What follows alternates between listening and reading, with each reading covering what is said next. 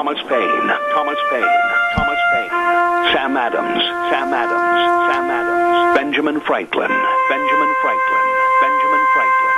These men spoke up for what they thought was right. From their courage came such documents as the Declaration of Independence and the Constitution of the United States. From their willingness to speak what was sometimes unpopular but right, we enjoy such liberties as freedom of speech, the right to keep and bear arms, and freedom of religion. There are those who still wish to oppress our freedoms, and there are still patriots willing to stand up and defend life, liberty, and the pursuit of happiness. Men like Zeb Bell, who honor our founding fathers and what they stood for. It's now time for Zeb at the ranch, speaking up and defending your freedoms. Brought to you by Magic Valley Les Schwab Tire Centers and all of the other great advertisers on the program. And now, Zeb Bell. Spare the rod, spoil the child. And today, we may need more lumber at Home Depot. Here comes Kate Smith and God Bless America, followed by a Patriot with our Pledge of Allegiance.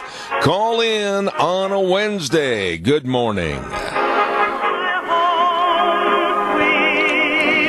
And a good morning, everybody. Zeb at the Ranch. I'm Zeb Bell. And a big good morning to you as we celebrate our major sponsorship, our Magic Valley Les Schwab Tire Centers, all 7 locations serving you. And they're having the big Founders Celebration in honor of Mr. Les Schwab for this month of February.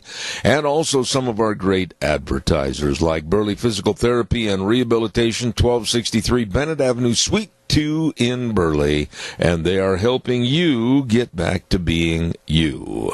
Right now, let's go to the phone line and have our Pledge of Allegiance. Good morning.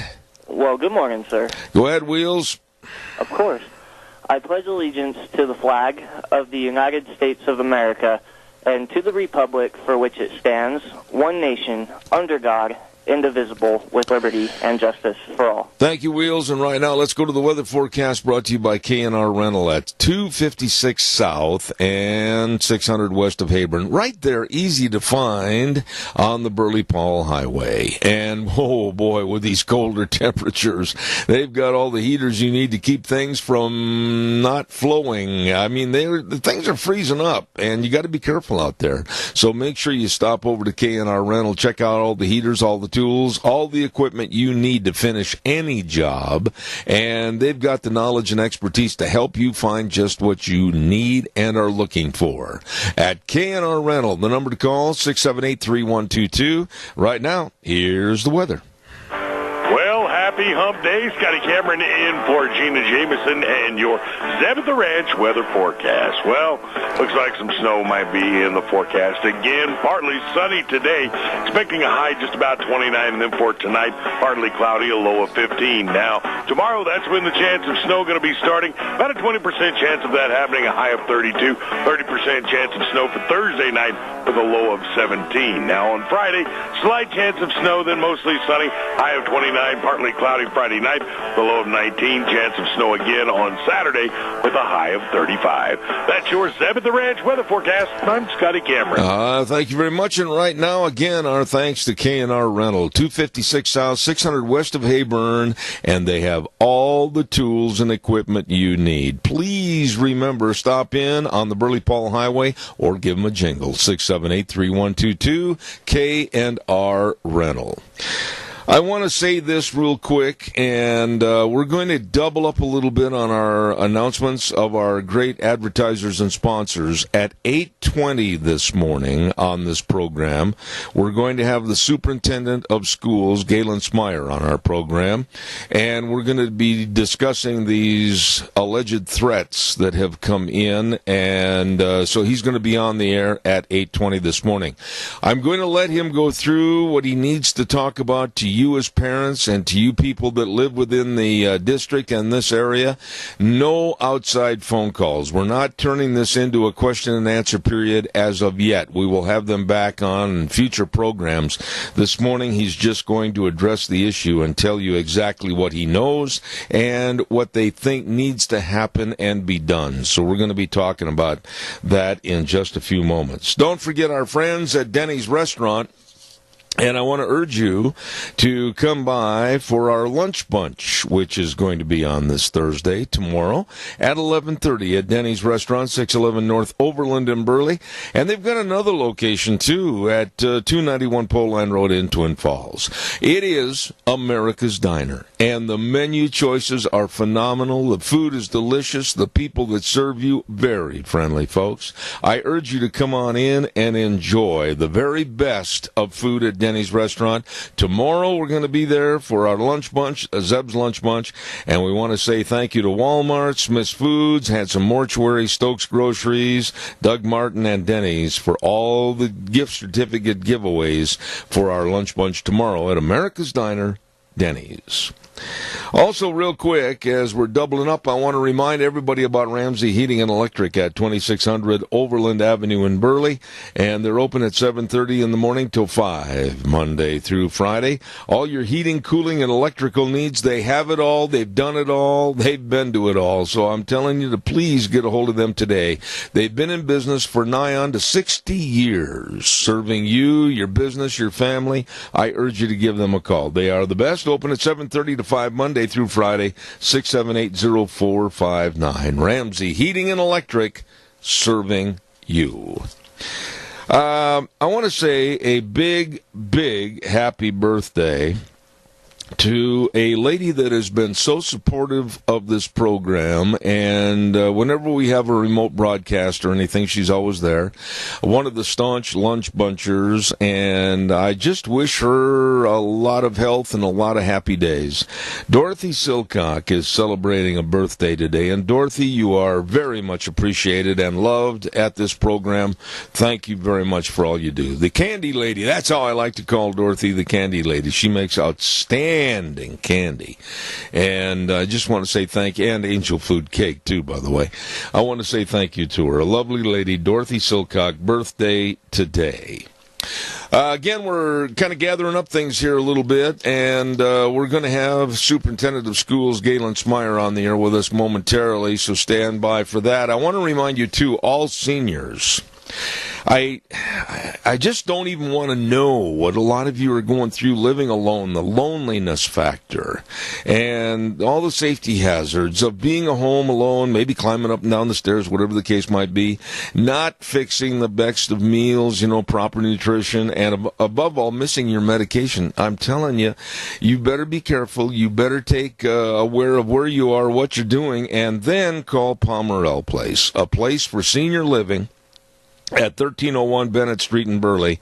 Number to call, 677-8212. That number again, 677-8212, offering the ability for seniors to maintain their independence, both safely and comfortably, at a Pomerell Place. In Burley, 677-8212.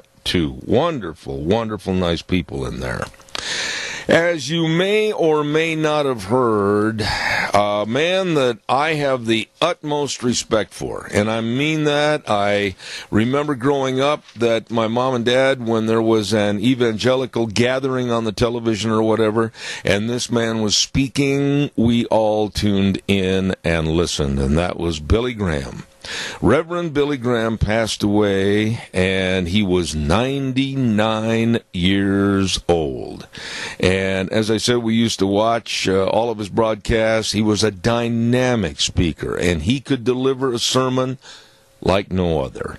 And it's a sad day, but yet what a full life. And highly respected by all leaders of the world. And they've literally lost an icon, and that's Reverend Billy Graham, passing away at age 99. Our thanks also go out to our friends at Dino Septic Service. I just really want to urge you that and tell you that they do a job that the rest of us, we just don't want to do. It's a smelly job, but by golly, they're there. Dino Septic Service with the locations in Rupert, Burley, and Twin Falls. And the number to call over in Rupert, 436-6526. And in Burley, 678-1638. Fast, fair, and friendly service. I can attest to that. They've helped us and worked for us. They are good. Septic tanks pumped, backhoe services, mainline irrigation installation and repair, sewer and sink drain lines cleaned. The list goes on. Give them a call. They'll work for you. And they got that great big truck that says Smells Cargo on the way. Dino Septic Service, they truly are the best at what they do. As I mentioned, in just a couple of minutes, we're going to have a call from Superintendent of Schools, Gaylen Smyer, and we're going to be talking about threats that have affected some of the Magic Valley local schools. And I am not going to take outside phone calls during the very short span of time that we have with him on the air. We'll have approximately 10 minutes, and then Mr. Smyer has to leave for a meeting. But I absolutely appreciate the fact that he wanted to come on this morning and address this issue of these purported threats. And I wanted you, the audience, my audience, to know exactly what's being done.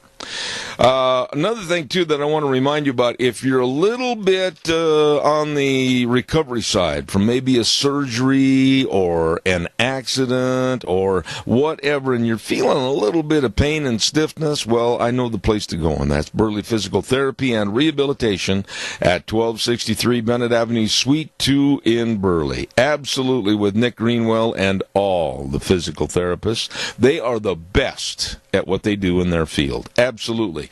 And they also have the only hydrotherapy pool of its kind in this area. I've walked 1 million miles in that pool, and it really helped me. They're the good ones at Burley Physical Therapy and Rehabilitation, 1263 Bennett Avenue, Suite 2 in Burley. Call for an appointment, 678-1191. Absolutely. Real quick note, too, while we're waiting for Gaylen to call in, I want to remind you that this Saturday is the Lincoln Day Banquet. It's going to be held at the Burley Inn, a change for this year. And it's going to be at the Burley Inn at high noon, fitting. I hope Gary Cooper's there. And it's going to start at high noon, lunch at 1. They're going to have an auction. All the politicals will be there. I urge you to be there so you can ask very poignant questions of what's being done, not being done, or why not.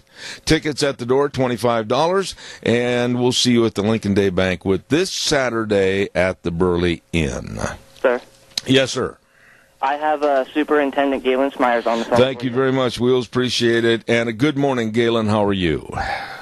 Good morning, Zeb. Doing well. And yourself? I'm fine. I am so appreciative, and I know my audience is also, that you are going to take a little time to discuss threats that have been purportedly directed at some of the area high schools, and I'll turn it over to you to let all of us know what's being done from the managerial positions of the various schools to thwart the threats or to make people really knowledgeable of what is going on and what isn't going on. Well, Zeb, thank you for the opportunity, and to give your listeners a bit of a background, on Monday evening, a student received a message that indicated that there was going to be a school shooting and to not go to school Monday or Tuesday. Well, of course, Monday was President's Day. There was no school, but nevertheless, that was the message that came in. That student and their family turned that into the sheriff's office, which initiated an investigation and also triggered protocols on the school district's part to try to be prepared for any threat that might come. So we worked closely with the sheriff's office and had an increased presence not only at the high schools, because the student was a Burley High School student, but at all of the Cassia schools, because the threat was not specific. As it was later investigated, it appears that message came out of Texas. So it didn't appear to be a threat that was focused on Cassia or Minidoka County schools, although people around the state and in other states were getting similar messages. So we took that serious, and as the information became available, and we pushed out notifications to parents on Tuesday in school, just letting them know that that threat had been made and that we were working with law enforcement to address it. So then you jump to Tuesday evening when yet another threat comes over the internet, over social media, indicating that someone was going to shoot Minidoka and Cassia schools. And so again, we worked with law enforcement. They were able to identify at least one individual that had received and then forwarded the message on to their list of contacts in their phone, and found out that it came from another individual. So the sheriff's department is in process of tracing that backwards to try to find its source. But apparently they're using a social media medium that it shows up for a time and then is apparently gone or lost. And so it's proving very difficult for them to investigate. But nevertheless, we're having additional police presence in our schools today, and our staff are aware, and notifications have been pushed out to parents. Some went out last night, some went out this morning, just to make them aware that the threat has been made, but that we're taking the precautions we can to try to ensure student and staff safety. Gaylen, if I may, what are you saying or absolutely proposing that parents need to do or know or be aware of this morning with their children?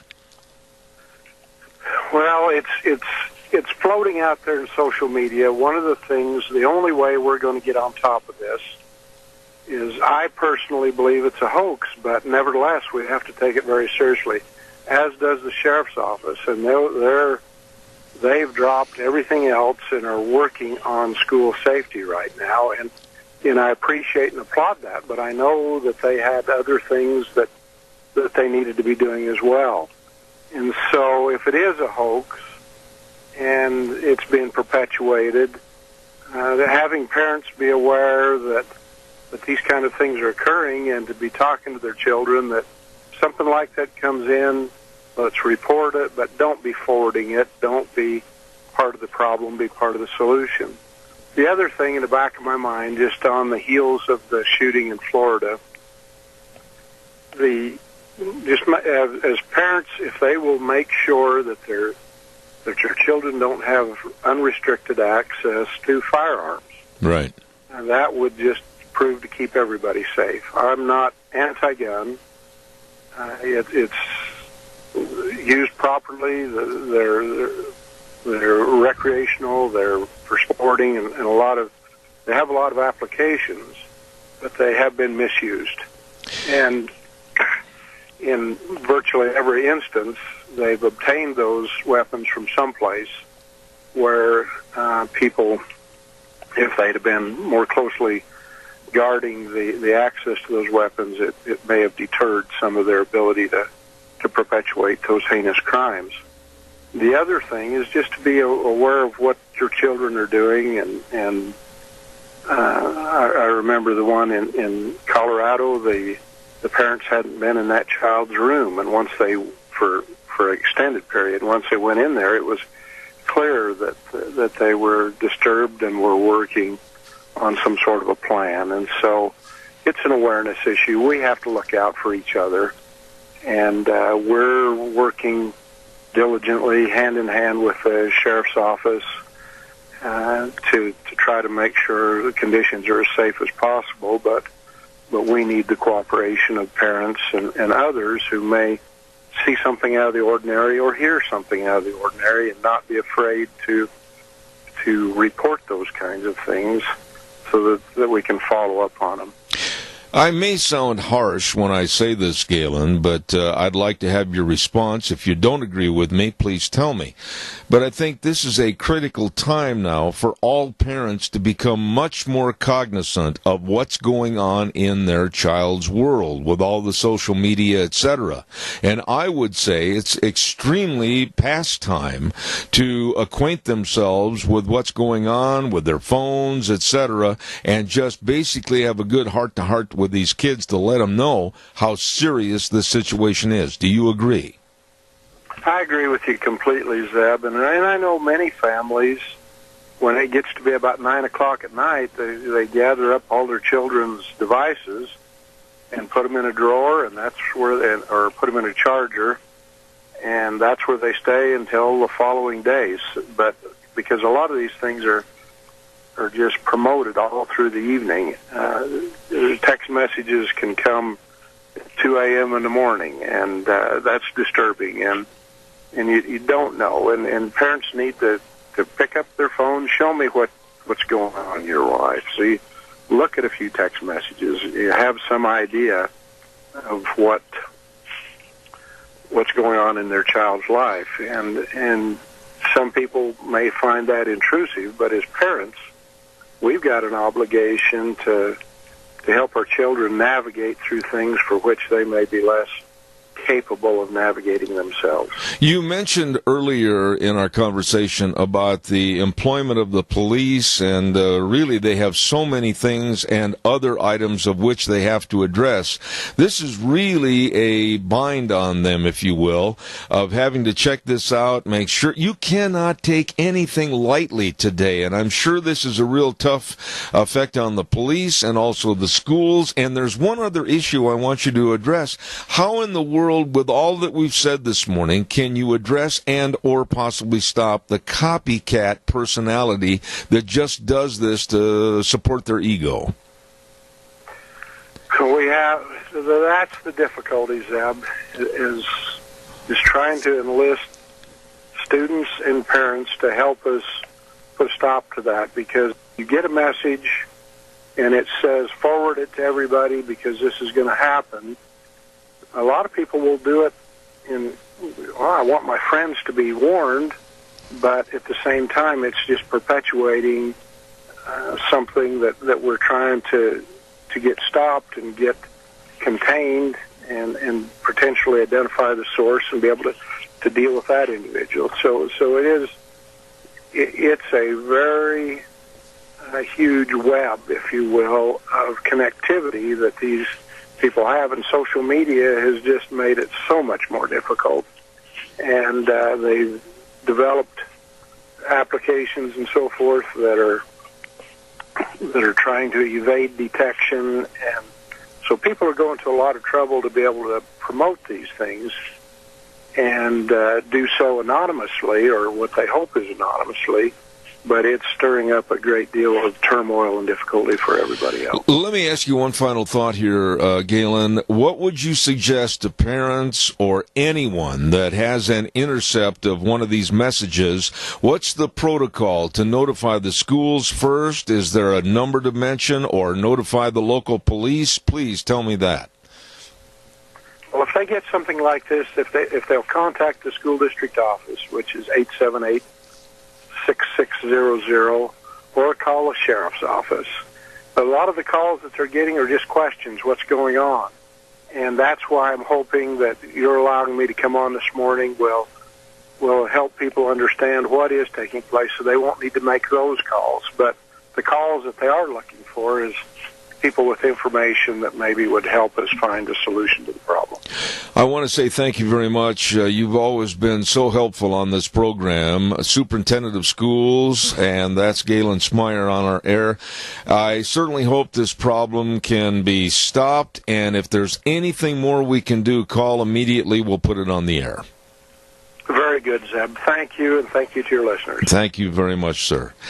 This kind of a problem, it just absolutely sends chills up my backbone. I don't even know or want to be able to comprehend the vastness of social media and how this problem can be exacerbated by using social media. And they may not have any credibility at all. Maybe none. But now, today, school districts, school leaders, police forces, they cannot take a chance. They can't let anything slip through the cracks. And I just absolutely applaud the people in charge here locally. I think that the school leaderships are doing all they can to make sure the kids are safe. I know our police departments and sheriff's departments are doing the same. But parents, like Mr. Smyer just said a moment ago, check your kids' social media. Pan through, see what's coming in. And if you find anything that might at all look on a negative basis to what we're talking about, alleged threats, please contact the school leadership and or the police and sheriff's departments. Calls are welcome, 436-2244, 1-866-927-4587.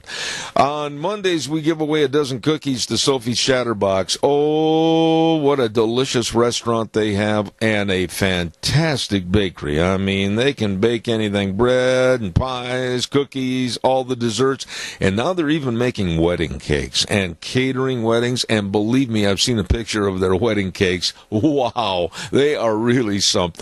Don't forget the best, Sophie's Chatterbox at 530 East Street in Rupert. Really nice people.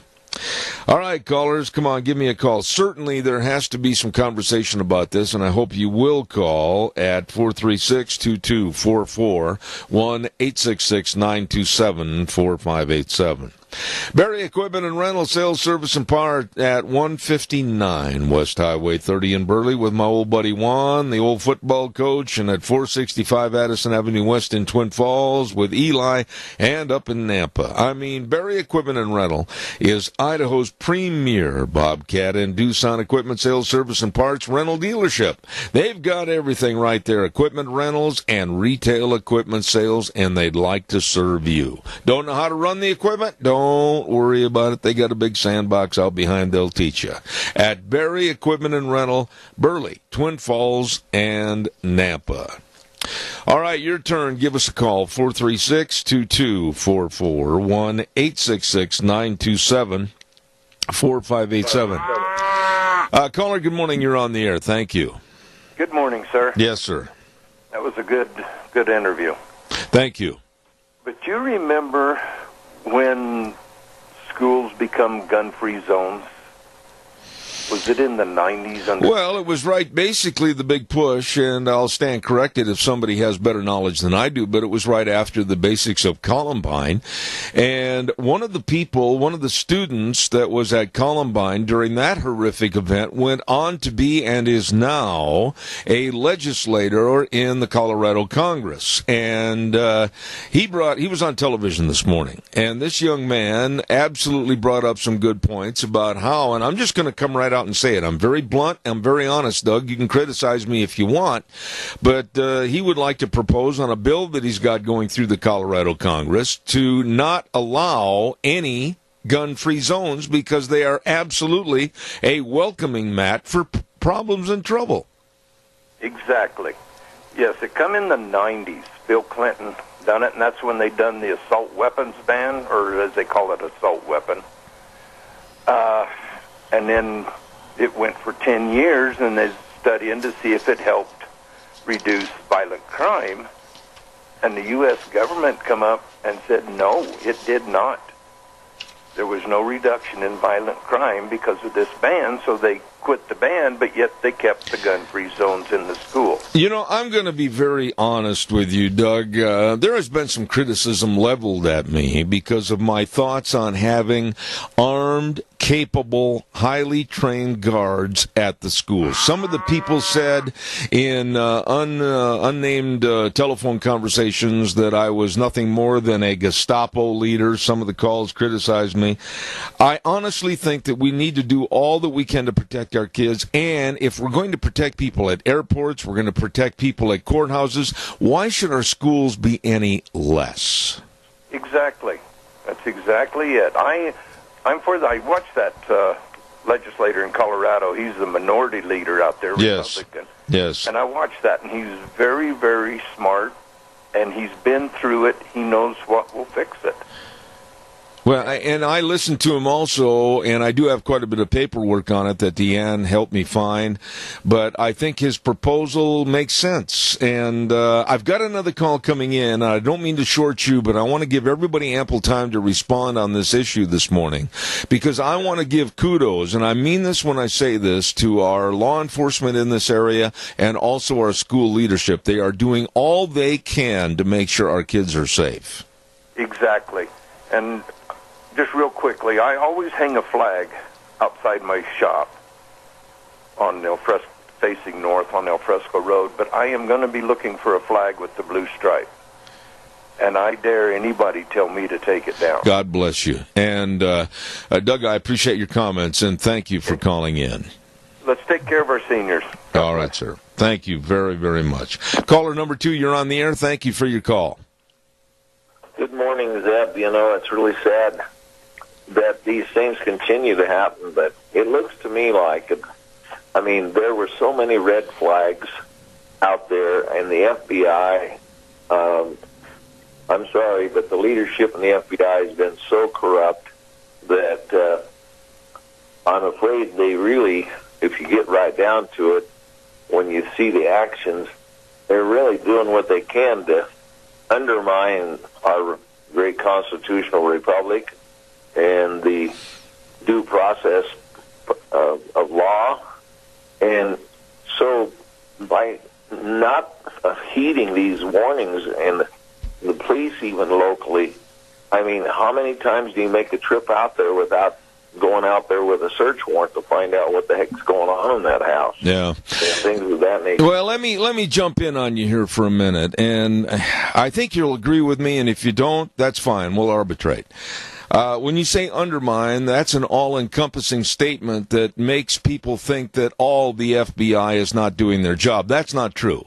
And all police are not doing all their job. No, that's not true. We have to look now. It happened in Florida. It is over, and absolutely it's destroyed a lot of families, a lot of friendships, and there are lives lost that can never be brought back. We'll never see their smiles again. But we had better learn. And we had better do something right now to make sure this doesn't happen again. I'm an advocate of making sure that we have a get tough policy at the doors of our schools as a line of defense. I don't want to see this happen again, and I think if we have to hire Navy SEALs, I don't care, to make sure they're the first line of defense for our kids, I'm all in favor of it. And I really get teed off when the left says, oh, we can't turn schools into armed camps. I would be absolutely willing as a taxpayer to devote extra money out of my pocket to pay for security at our schools. Well, I think you misunderstood. I said leadership, the FBI, certainly not the rank and file people. We can thank them every day for their duty. I know a couple of former FBI retired agents, and those people dedicate their lives, put their lives on the line, just like our policemen and firemen in serving the people. But you have to look at the Muellers and the people, the Strocks and the people at the top levels. I'm sorry, but when you see they're on a Facebook, I want to be a professional school shooter. And they just look over that. I'm sorry. That should have just absolutely, they should have taken a note. But here's the whole bottom line. When you get right down to it, every time an incident like this happens, the Democrats and the liberals and socialists in this country will not be happy until they register every gun and confiscate it. That's the whole hallmark of a dictatorship, and you know that, Zeb. Well, I do, but I do. Be satisfied until they try to get hold of every gun. I know you say, well, that's impossible, but if you read what happened in other countries, they have their ways to get the guns. Like, okay, they come to your door and say, give me your gun. And you have an unregistered gun. They said, well, we know you have a gun. And so if you want to see your kid again, this was what happens in these other countries. So we got to be real careful and that we don't allow these kind of incidents become, the cry of, we got to. All the gun controls in the world don't work in Baltimore, Washington, D.C., Chicago.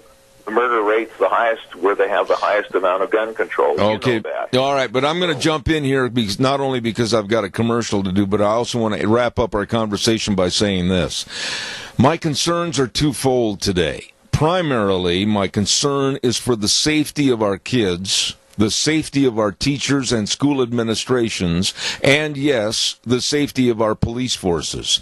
I think we're at a critical point right now where social media is enhancing the problems in America. Let's address all of these issues. Secondarily, and very, very importantly, I'm still very concerned about gun control issues, but right now I want to make sure our kids, our schools are protected. Adrian, I thank you for your call. I totally agree with you, but just remember this. When guns are outlawed, only outlaws in and out of government will have guns. I agree. Thank you. Thank you. Be defenseless against tyranny. All right, sir. Thank you. No, his points are right, but right now this morning and I've been following very closely what's been going on. I have copies of the alleged threats and all this kind of stuff right here in my office. And I don't care if it is here or if it's in Montana, Texas, Arkansas, wherever. This strikes a note of fear and worry for all parents, all schools, all leadership, all police forces, and we have to get to the bottom of this. And I hope, and I pray the electronic footprint goes back to find out who these people are or persons are, and they are absolutely arrested. Calls are welcome, 436-2244, 1-866-927-4587. Don't forget the 23rd Annual Bull Sale with the Sheridan Ranch. Oh, you talk about people that have devoted their lives to raising the best of bulls. This is one of the West's most outstanding offerings of yearlings and coming 2-year-old Gelbvieh, Angus, and Balancer bulls. And it's going to be March 3rd, starting at 1 p.m. at the Burley Auction Yard. Lunch is going to be provided, and they got some good eats over there. 80 bulls are going to sell, 30 coming 2-year-olds and 50 yearlings, and there's free delivery up to 300 miles. For more information, you can call Cordell and Patty Sheridan at 208-824-5531, or go to their website, www.sheridancattle.com. That's coming up on March 3rd. Don't you miss it. Sheridan Ranch Bull Sale. Boy, they have good cattle, and those folks are such nice people. I really would appreciate your calls and your thoughts on what we've talked about earlier this morning. And give me a call right after the weather at 436-2244, 1-866-927-4587. Excuse me. Now the weather forecast brought to you by our dear friends at Mount Harrison Audiology and Hearing Aids, and they are located right behind the Minidoka Hospital across from the emergency room, and the number to call, 312-0957. Two doctors helping you, two of the very, very best, Dr. Christine Pickup and Dr. Courtney Mitchell. They know hearing. They know your hearing health care and how to help you. Please call for a hearing screening today. Right now, here's the weather. Well, happy hump day. Scotty Cameron in for Gina Jameson and your Zeb at the Ranch weather forecast. Well, looks like some snow might be in the forecast again. Partly sunny today, expecting a high just about 29, and then for tonight, partly cloudy, a low of 15. Now, tomorrow, that's when the chance of snow going to be starting. About a 20% chance of that happening, a high of 32, 30% chance of snow for Thursday night with a low of 17. Now, on Friday, slight chance of snow, then mostly sunny, high of 29, partly cloudy. cloudy Friday night, the low of 19. Chance of snow again on Saturday with a high of 35. That's your Zeb at the Ranch weather forecast. I'm Scotty Cameron. All right, thank you, Scotty. And right now, let's also remind you again, Mount Harrison Audiology and Hearing Aids. They can and they will help you with your hearing problems. Call them for an appointment today at 312-0957. You know, in a related subject, and I get really, really mad about this, and it's getting worse because we hear stories like this every day. Last night, another policeman was shot and killed in Alabama. Senseless, absolutely senseless killing. And the other day, I had a story on the air about how there was a threat against a Missouri business owner that put a flag up in honor of the police, you know, the American flag with the blue stripe in it. And they were warned, basically warned that they'd better take down that flag in support of the police, or whoever made this threat said they will take down the store owners. The absolute chaotic threat and uncivilized threat of mayhem against any person and or business that supports our police. I just can't imagine this happening 10, 20, 30 years ago or longer. The lack of respect for leadership, the lack of respect for our police and our military. Maybe you can just slough it off and say, oh, well, here and there, there's a couple of these. Don't get all upset about it. Oh, I am. I'm going to get very upset. I know many, many people in law enforcement all across this country, from Long Island, New York, all the way to California. Many, many are my good friends. Many now, because they're close to my age, are retiring. But they may also have sons and or daughters that are also getting into police work. I'm worried about them. I fear for them. And these tragedies, absolute tragedies and sickening crimes have got to stop. We've got to find groups and or individuals that are perpetrating this kind of garbage. And we have to take them down. Calls welcome, 436-2244, 1-866-927-4587. I really would, and I'm surprised that we haven't had more calls on this. I would like your feelings about what's happening here with some apparent threats to this area. I'm not going to really specifically name schools or school leadership, etc., from out of the area, and I'd like to know what your thoughts are. It's a very chilling time that we live in. Your thoughts, give me a call, 436-2244, 1-866-927-4587. I guess what I'm surprised about is that I thought the phones would be absolutely deluged with calls because people, I think, need to speak out on this more so than ever before. Our kids are our future. Our kids are such a precious commodity. And any and all ideas will be appreciated when you express them on how to keep and take better care of our kids and our schools. So again, the phone lines are open, and I'm a little worried that more people haven't called in. I really am. While I'm waiting for your call, hopefully that's coming in, I also want to mention to you about our Magic Valley Les Schwab Tire Centers. And they are celebrating the Big Founders Celebration in honor of Mr. Les Schwab. Great individual. Started with a small tire business up in Prineville, Oregon, and now today more than 475 locations all throughout the West. Absolutely. And the best of tires for your pickups, your cars, your SUVs, like the Backcountry Touring HT or the Backcountry All-Terrain for your pickups and SUVs. The very best of brake service, front end alignment, shocks and struts, batteries, all of this and more, because at all 7 locations of your Magic Valley Les Schwab Tire Centers, they care. They do the right thing because it matters. Lane and Rupert, Dave on Blue Lakes and Twin, Mike and Buell, Mike and Jerome, the Twist family and Paul, Daniel on Poline in Twin Falls, and Randy on Overland in Burley. Your Magic Valley, Les Schwab Tire Centers. Caller, thank you. Good morning. You're on the air.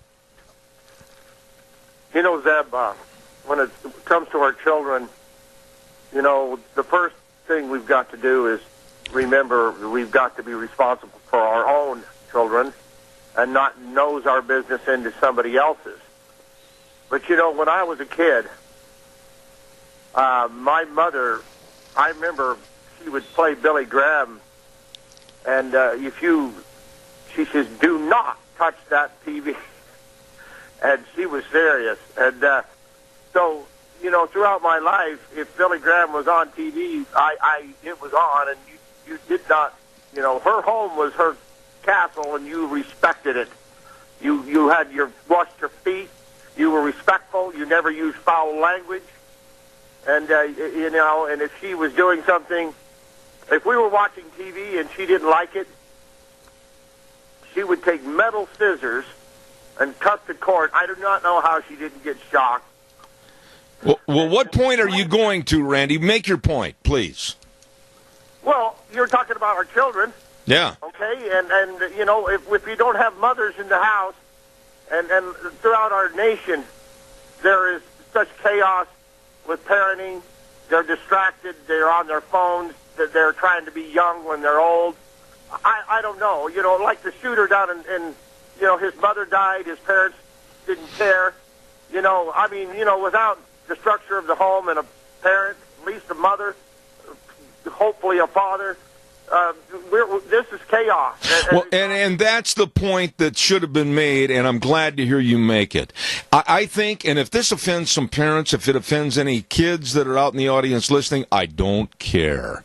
Parents, you've got to check the phones. Parents, you've got to know what's going on. Parents, you've got to check what's coming in on the internet. Parents, you've got to know everything that's going on with your children, who their contacts, who their friends are, what's going on with social media. For heaven's sakes, parents have got to be parents. And when no is said, no should mean no. Well, you know as well as I do, parents across this nation who never want to grow up, who want to be kids for the rest of their life. They just happen to have a child or two. You know, they never planned for it. The structure of the home doesn't exist. And God forbid that they actually took their child to church, or that their parents, the children knew that their parents believed in God or prayed in front of them. These things do not happen in America anymore. Okay, I'll go, Zeb. No, and I'm glad you got to the point that I was hoping you would get to, because it's time for people to be cognizant of what's going on in their children's world. Randy, I appreciate it. God bless you, man. Thanks. Caller number 2, you're on the air. Go ahead, please. Good morning. Yes, Linda. When I worked for the Minidoka County Schools, there was a course being taught, written by a couple of police officers in California, to the parents of juvenile delinquents. And some of the points that they made I thought were excellent. We had to take the first 6 lessons just to know what was going on. They said, let your kids know every day that you love them somehow. A hug, a note in your the lunchbox, say I love you, whatever. Follow those kids, know where they are. Even if you have to call their friends to make sure that they're at their friend's house, make sure that they get their homework done. Don't do it for them, but follow through. Teach them respect. There was these points that Randy was making. Well, Linda, let me jump in here. Let me jump in. Excellent course. Linda, let me jump in. What we need to do, be on top of our kids and teach them the right way. I agree with you. And I will say this much, and I'm almost out of time, and I want to visit with you just a second more. When I was a junior in high school, I lied to my mother one time, and a couple of friends of mine and myself jumped in a car and drove to the state capitol about 40 miles away up in Madison, Wisconsin. Came home, and we thought that nobody was going to be the wiser. My dad found out that I'd lied to my mother, and if you thought that you knew about how the end of the world is going to happen, you didn't. Ooh. Yeah. Mm-hmm. And that's what used to happen in school to us too. If we didn't do our work, if we mouthed off at the teacher or anything, the teacher would get after us. We may well get sent to the principal's office, and then our parents found out about it. Yeah. Mm-hmm. Yeah, absolutely. You know, Linda, it just comes down to being more aware, more cognizant, being more of a parent, less of a friend. I emphasize that. Be more of a parent, less of a friend. Quickly, give me your response on that. I've got to go to the news. Bless you. Take care. All right, take care. Thank you very, very much. See you tomorrow. I appreciate that. Yes, lunch bunch tomorrow at Denny's at 11:30. Thank you very much. We have coming up next hour first of all, it's Dave Bigo at 9:06, and then we have at 9:30 Dr. John Baker. At 10:06 today, we have a gentleman by the name of Tim Rosenberg, and he's going to be putting on a series of speeches in the Twin Falls area through Saturday, I believe. And then we have at 10:30 Pacific Legal Foundation, Mark Miller. So we got a full plate. Don't go away. Zeb at the Ranch, I'll be back in 7. And a good morning and welcome back to Zeb at the Ranch on this Wednesday, February the 21st. I'm Zeb Bell, and good morning to our major sponsor, your Magic Valley Les Schwab Tire Centers, all 7 locations serving you, and of course also to some of our great advertisers like Burley Physical Therapy and Rehabilitation. Hello, Nick Greenwell and the staff at 1263 Bennett Avenue, Suite 2 in Burley, helping you get back to being you. Right now, let's hear this good word from our friends at Western Waste Services. From the canyons of the Snake River and all across southern Idaho, we're always at your disposal. Western Waste Services, we care about our community, our resources, and this great land. Western Waste Services is lending a hand, always at your disposal. Western Waste Services, don't forget, they also handle the Go Minis, the portable storage units, and you can fill them up. They bring it to your house, fill them up, and you can store them on your property, or you can ask them to store at the Western Waste property. I'm telling you what, these are really handy storage units. Call them today and find out more. Number to call, 734-6969. Always at your disposal. Western Waste Services. Call them today. I also want to mention to you that every day on this program for years, we have talked about our dear friends over at Hanson Mortuary at 710 6th Street in Rupert, and we all should get the pre-planning and knowledge about funerals, what we want done, etc., to help alleviate a lot of the strain and stress from our families. They can and they will provide you that information. All you need to do is call Joel Heward and his family and his staff at 436-5636. They always treat you and your family with the highest ethical standards with unquestioned integrity. Please call today, 436-5636. Hanson Mortuary in Rupert, and Joel Heward also serving you and your family at Morris and Payne Funeral Home on East Main in Burley. Right now on this Wednesday, I always look forward to Wednesdays because I get a chance to visit with a dear friend back in Indianapolis, Indiana. And by the way, he is getting a gift that should be coming in the next couple of days, depending on how Pony Express delivers it. Good morning, Dave Bigo. How are you? I'm doing good. I'm looking forward to it. But we don't have Pony Express out here, so hopefully they'll switch over to something like FedEx or UPS or the United States Postal Service. I was hoping maybe carrier pigeon might be appropriate. Are you there? Yeah, I missed your last word. I said I was going to send it by carrier pigeon, but now you've got me where it's going to cost more money to send it. I guess I will have to settle for FedEx. I'm looking forward to it. Thank you. Dave, in a very, very serious, somber note this morning, I just not more than moments ago received the email that you sent, and it's so true. And we are in, right now, I think, a very precarious position all across the United States. The threats and alleged threats have even reached here into southern Idaho with some of the schools right basically in my backyard. And what are we going to do? I mean, you're going to have a lot of the copycats, if you will. You're going to have a lot of the people that their threats are nothing more than threats. But the law enforcement agencies and the schools have to take each and every threat as a possible real threat. This is a mess right now. Well, it is, and it's not just law enforcement in the schools, but it's families and parents and people in the know. When they have there's a person out there that shows signs of going off the rocker, and they know there's real problems. They need to report these people, and the other thing that I wrote in one of my blogs several years ago, Zeb, is that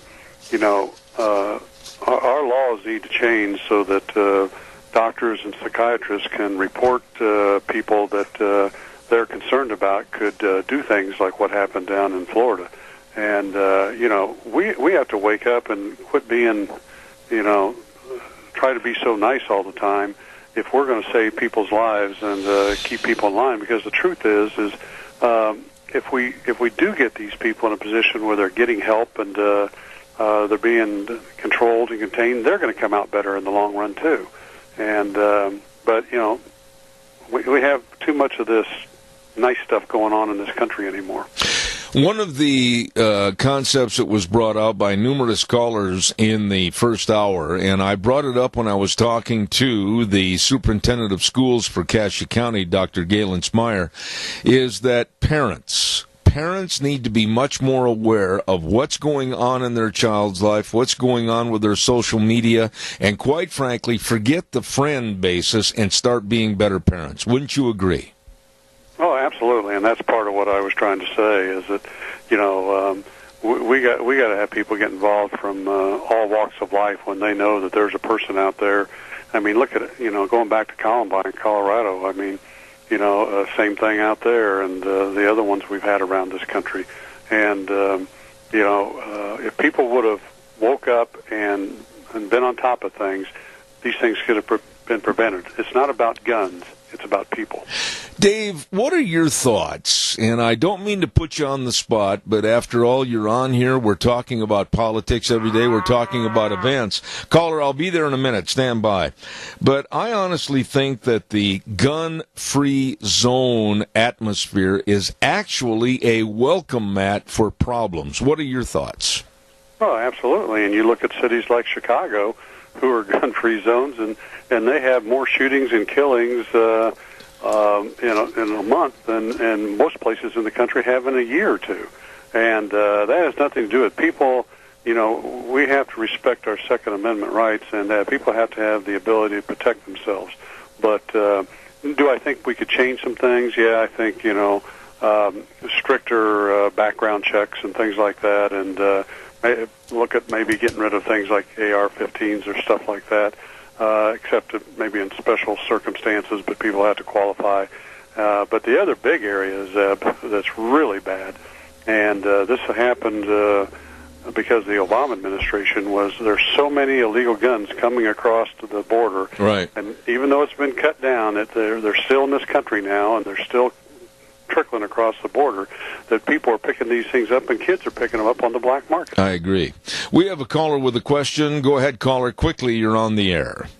Well, it's kind of a comment on the mental health issue of things. I agree that there needs to definitely be some changes, good changes in that, but I don't think we can imply that the doctors and psychologists have just carte blanche because of what they've done through. They're still human beings, and there's still too many of them, even here locally, that have violated laws against the people and aren't competent to make those decisions either. So you have to keep checks and balances on the doctors and them as well. I appreciate your comment, and thank you for calling in. Dave, respond if you would, please. Well, I agree with him. I mean, you have to understand, and I'm sure I've made this comment before on your show, is that unfortunately there's not so good people in all walks of life, and you're going to have to have checks and balances on them to make sure that they're not just reporting somebody because they don't like them or they're mad at them or whatever it may be for some reason, but they're doing it because of based on facts that they've been able to identify that this person has a problem and needs help, and it could potentially develop into something that's really bad, like a shooting.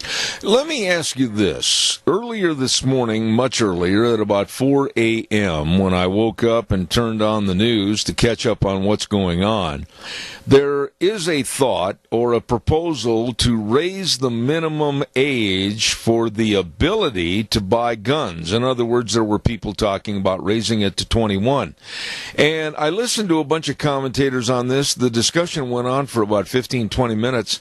But one of the questions that was never really addressed, and I'll ask you about it, is that when you talk about raising the minimum age to buy and or use guns, what does that do then for our 18-year-olds going into the military to pick up guns and be part of our military and possibly even our armed services? That's kind of ridiculous, isn't it? Well, yeah, it could cause real problems in that area, and I think that's going to be a real blockade to them passing something like that, because we need to have our young kids going into military being able to acquire guns and learn how to use them and all that kind of stuff. I think the background check is the most important thing that needs to be done, and plus shutting off the black market. Hey, Dave, the biggest fear I've got, and I'm going to voice this, I'm going to be very open and blunt on this program, is that in every group, every age bracket of our society, there are always those that when something crazy like this happens in our society, there are those that want to mimic and or copycat. And this is a big fear that I have right now. Yeah, unfortunately, you have that out there, and I think schools across the country have to keep their eyes open and be on the lookout, and for groups like this, and make sure that nothing happens. And and the other problem we have, Zeb, and I talked to somebody about this yesterday, is that, and this goes back to bringing this country down and taking us to a socialistic, communistic type of country, is that our kids are being indoctrinated and brainwashed by teachers and professors around the country to buy into the socialistic, communistic policies and programs. And they get in these kids' heads, and these kids go out and they do this stuff just to, and they don't even understand what they're doing, because they've been brainwashed. Yeah. I want to ask you, we'll shift gears just a little bit here, but going to the other side of the equation with more protection for our kids. I am an advocate, and I said this on the air, I don't know what your thoughts are, but I'm an advocate of, if we need to really tighten security at the schools, let's do it. Let's put people that are qualified, whether they are former Navy SEALs or whatever, but no one bullet Barneys in the pocket. We need people that can stand as a first line of defense for our schools. We have security at courthouses. We have security at airports. Why can't we have security at our schools? What are your thoughts? Well, I agree with you, and I think it has to be, based on the area and what's going on and concerns and stuff like that. But it's like here in Indiana, we haven't had much of that at all. But there's still concerns, and I know for a fact that in some of the schools around here, they are, especially the private schools, they're picking up and making sure the schools are more secure and things like that, and that's what we have to do. We have to protect our kids. Let me, if I can, change some of the topics right here, and I wanted to go, as a businessman and an entrepreneur, you know all about business and the making of money and how hard it is in today's society to run a business. What are your thoughts about this universal income idea that has been pitched in California, at Stockton, California, a town that I know very well, to where basically universal income for some of the poorer residents within the town, and just hand them an extra $500 a month. Let me preface my remarks and my question to you by saying some of the people that were interviewed about whether this idea is a good or a bad idea, one said, oh, it's great so I can take myself to Disneyland. I am really afraid that we're just giving out a pandering of money so that these people will even become more reliant on government handouts. What are your thoughts? Well, that's absolutely true, and it's mainly the Democratic Party. It goes back to President Johnson starting the entitlement welfare programs in the 60s, and they do this for votes, and they're going to continue to do it. But here's the real problem. As a businessman, and I talk to business people all the time. In fact, I'm having dinner with 9 other business people tonight, and one of the biggest problems that we have as business people is finding people to work. Yeah. And we need people, and this is everywhere across the country. And when people are given entitlements and welfare and this extra handout that you just talked about, they're going to sit at home and not work and live off the government, where we need to get them out there and educate them and get them to work hard and persevere and become better and move up through life. And but we have got a political group that wants to control people, the far left. Again, this goes back to socialism, communism, and control people by promising them all this stuff and keeping them under their thumb. You know, and what you've talked about is such an interesting topic that needs answers, because here in my area, I have talked to owners of all kinds of businesses, from every kind of business on the face of the map, many of which are my sponsors and advertisers, and they have told me they can't find quality people to work anymore. What happened to these people? Where are they? Well, you know, the economy's improved a lot, so a lot of the people that were good people have been hired, and but now we're to the point where our economy continues to grow, and we need people, and now we have to start looking at people that have been working, that are on welfare and entitlement programs, and you'd be surprised how many people are doing that. And you know, I've heard people talk. I think I told you one time on the show that I have a friend that's an electrician. He owns his own electrical company. He was out at my house about a year ago, and he just went out on a rant and about all these people on entitlement programs. And he says, Dave, I have a friend that won't come to work for me. He's a black friend. He's married, got 5 kids, and they live separately, so she gets aid for dependent children, food stamps, and all the other stuff. And he goes around and applies for jobs all the time and says he can't get one, and gets unemployment, and they live off all that stuff. Oh, my. And he says that's all because, and he went back to the Obama administration on it. And this is the problem we're having with the far left. Well, yeah, but let's go one step above that, though.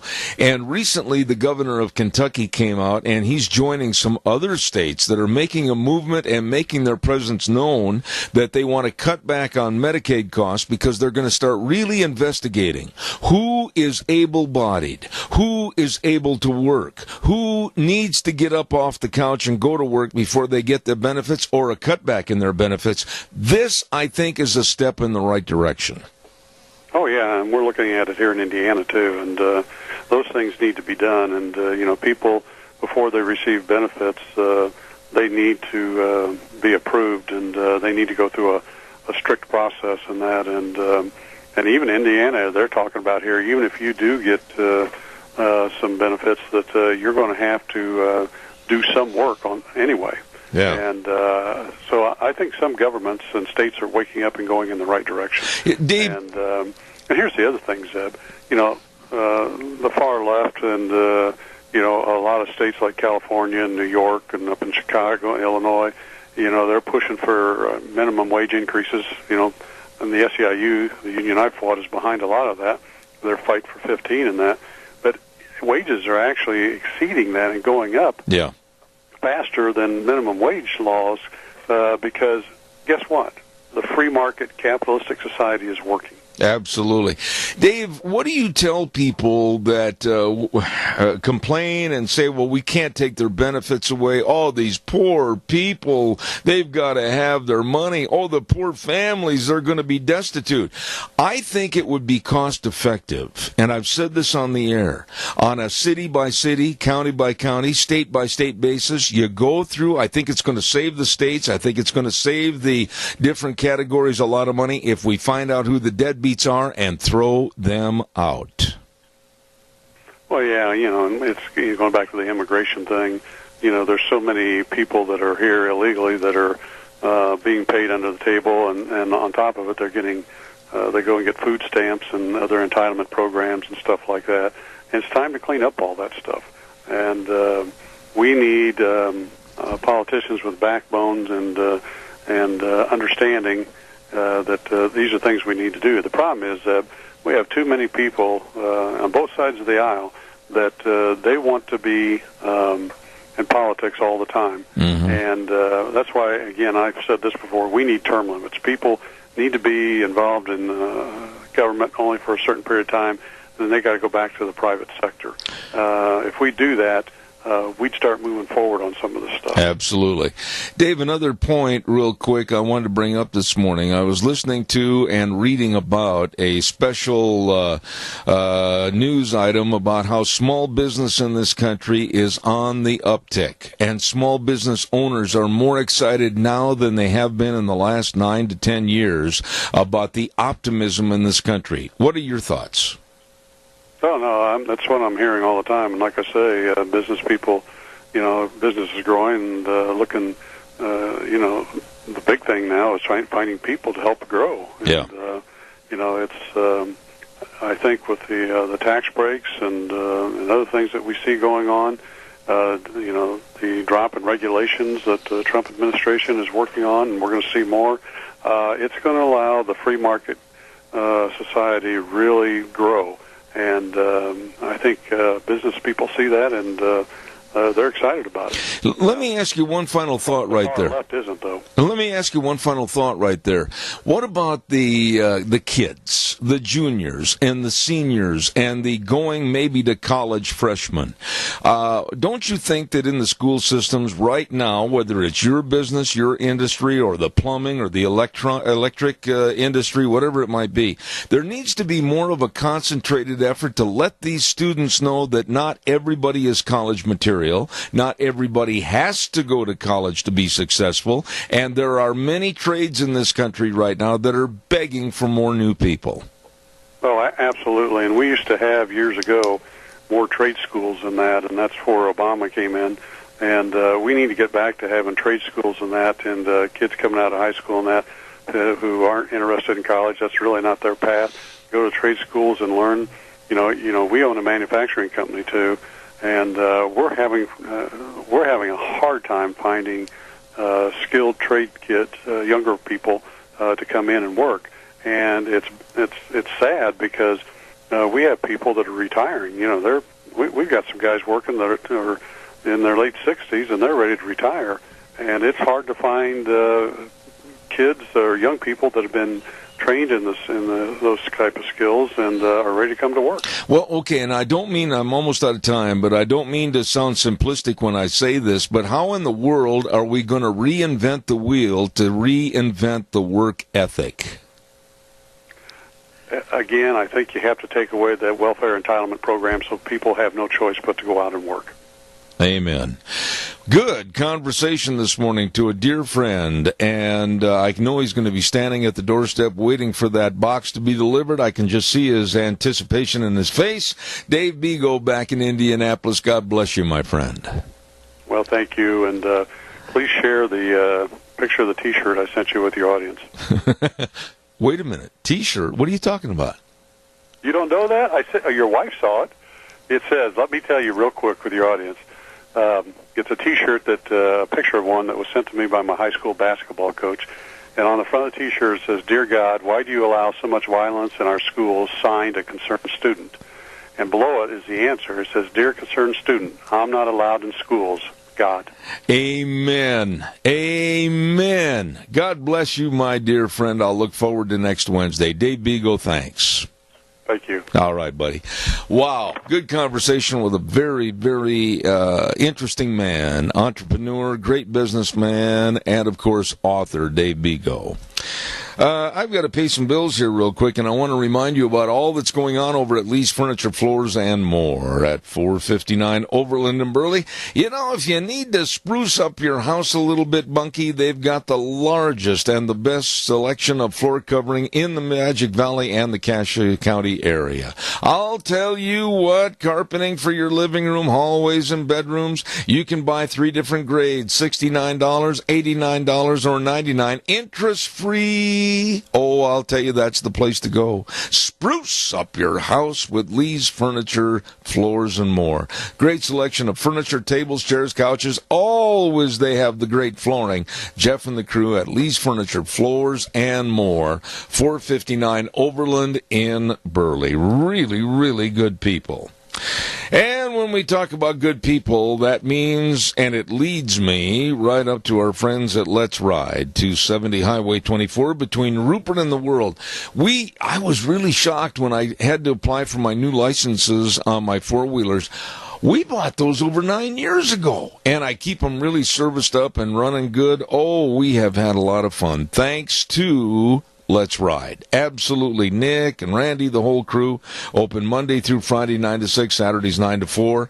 And I want to urge you, if you have four-wheelers, to get them in there and get them serviced now. Now is the time to get ready for spring. Now is the time to get outside and be ready to hit the hills. I'll tell you what, stop over, check out the great accessory department, and, of course, the service department, second to none. Let's Ride. Highway 24, going into Rupert, absolutely. This is where the fun is sold. Wonderful people. Okay, let's take a look at our phone list right now, and I believe we're going to go on the line and have a gentleman that I don't believe has been on my program before, so I'm going to say a great big good morning to him, and we're talking to Dr. John Baker. Good morning, John. How are you? Good morning, Zeb.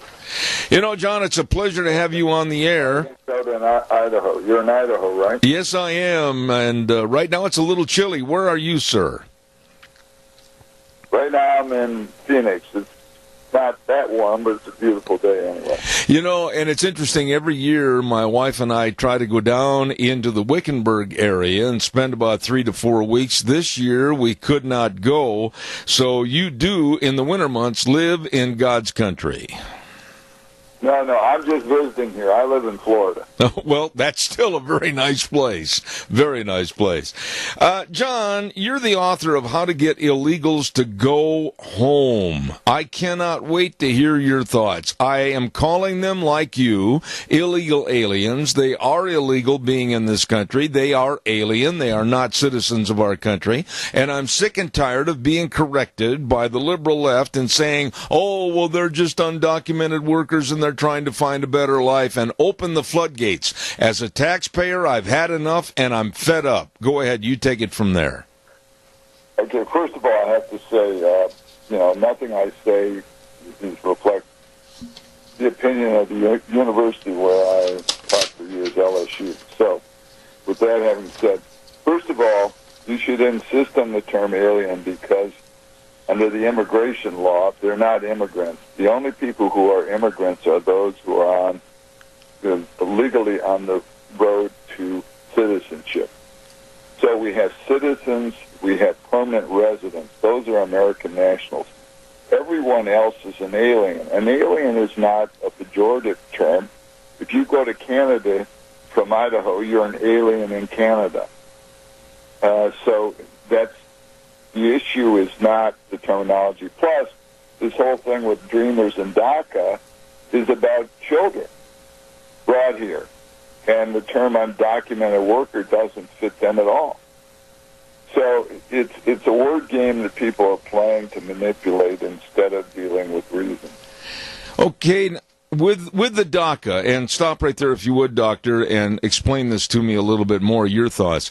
I do not feel a compassion for these kids, if you will, these dreamers that are 30 and under, to really give them a Wizard of Oz golden road to citizenship above anybody else that's tried to apply and come in here legally. They have had ample time through the Obama administration to try to perpetrate the idea and sign the forms to stay here. They let it lapse. I don't feel any compassion. Where am I wrong? I'm not saying you're wrong. What I'm doing is trying to distinguish between compassion and policy. Policy has to be what's written into the law and the rules. I mean, there are individual cases for which there might be compassion. That's not where I'm going. I'm going with what ought policy to be. And really, there are 3 points I want to make. First of all, you have to understand the problem that created this, and nobody's talking about the real problem. 2, you have to look at what are the possible remedies, and they're different from what people are talking about. And 3, is there a way for President Trump to fix this without being stuck with the division in the U.S. Senate? So those are the things I'd like to talk about. And so, first of all, cause of the problem that nobody's talking about is that these so-called dreamers or DACA people did not exist prior to 1996. This is really important. You look at the numbers, these so-called dreamers were brought into the United States as young children. And most of the average age is 24. Work it back. It's after 1996. Why is 1996 important? In 1996, Congress passed a get-tough immigration law. Unfortunately, the whole thing backfired. Why did it backfire? Although they increased border security, although not as much as I think they should have, and the enforcement wasn't that strong. But the perception was, and the reality in part was, that it was more difficult for those working in the country illegally to go back and forth. Why is that important? Before 96, basically, they did not bring their families up. They would come up, work, and go back. They would go back and forth, and they could do so easily without it costing them much. After 1996, what you get is the rise of what are called coyotes. And these are human traffickers that are paid a large fee to smuggle these people into the United States. But if you're going to pay a couple of $1,000s to a coyote, you can't be doing it back and forth all the time. So what they did was to decide to bring their whole family up here. That is the change that occurs in 1996. And the first Dreamer bill is proposed in 2001, 5 years later, when people figure out what's happening. So that is the reality, and there is nothing in the proposals of anybody that addresses this. Now, Doctor, I was reading the information sheet on you coming into this morning, and you had an excellent idea and thought about the North American Free Trade Agreement, NAFTA, and also the issues of illegals coming from Mexico. Why don't you go ahead and lay that plan out for me this morning? Okay, I will. When you're looking at a remedy, and you have to figure out the motivations of people, okay? So there's no incentive for people illegally here to leave. From Mexico, the incentives are just the opposite. Mexico wants their illegals here. Why? Because of what's called remittances. The average Mexican family in the U.S., whether legally or illegally, is sending $300 a month back to Mexico. Right. That money amounts to $25 billion a year. Wow. Mexico doesn't want to give up that money. For many countries, remittances exceeds the amount of money they get in U.S. foreign aid. So what I proposed is that the administration look at reviving what are called the Friendship, Commerce, and Navigation Treaties. We have a number of these with many countries, the first being with France back at the time of our independence. What these treaties did was to negotiate the terms of trade and the terms of entry of the nationals of each country into the other country. So Trump right now is dealing not only with immigration, he's dealing with NAFTA. He's got his negotiators out there. He doesn't like NAFTA because it's a multi-party agreement. He prefers bilateral trade agreements. Mexico and Canada are both afraid that he will scrap NAFTA. I think he should scrap NAFTA and then open up bilateral talks with each country. Mm-hmm. Mexico has a huge trade surplus with the U.S. If anything is done to cut that trade surplus off, Mexico is going to be in a world of hurt. So in a bilateral negotiation, what Trump has to hold over Mexico's head is something like $65 billion a year in trade surplus for them and a $25 billion remittance surplus for them. It's about $90 billion a year. If he were to negotiate with them in a way that changes the motivations and ties it to their, in fact, controlling and assisting with the illegals, then such a treaty would go to the U.S. Senate. And instead of having it fracture the way it did over the different plans last time, where Trump had very little input, he has a threat of a veto, that's all. It would be a take it or leave it deal, an up or down vote. The Senate would not get to monkey with it. That's the whole thing. Now, it would take 67 votes instead of 60 votes. But what's really important is you put the power in the hands of the president, not in the hands of the Senate so much. Absolutely. That's one. And two, you change the dynamics. It's all about negotiation. Trump is a master negotiator, yet nobody apparently has told him about this option. Let me ask you this, and it's not more a question than it is kind of a statement, and correct me if I'm wrong.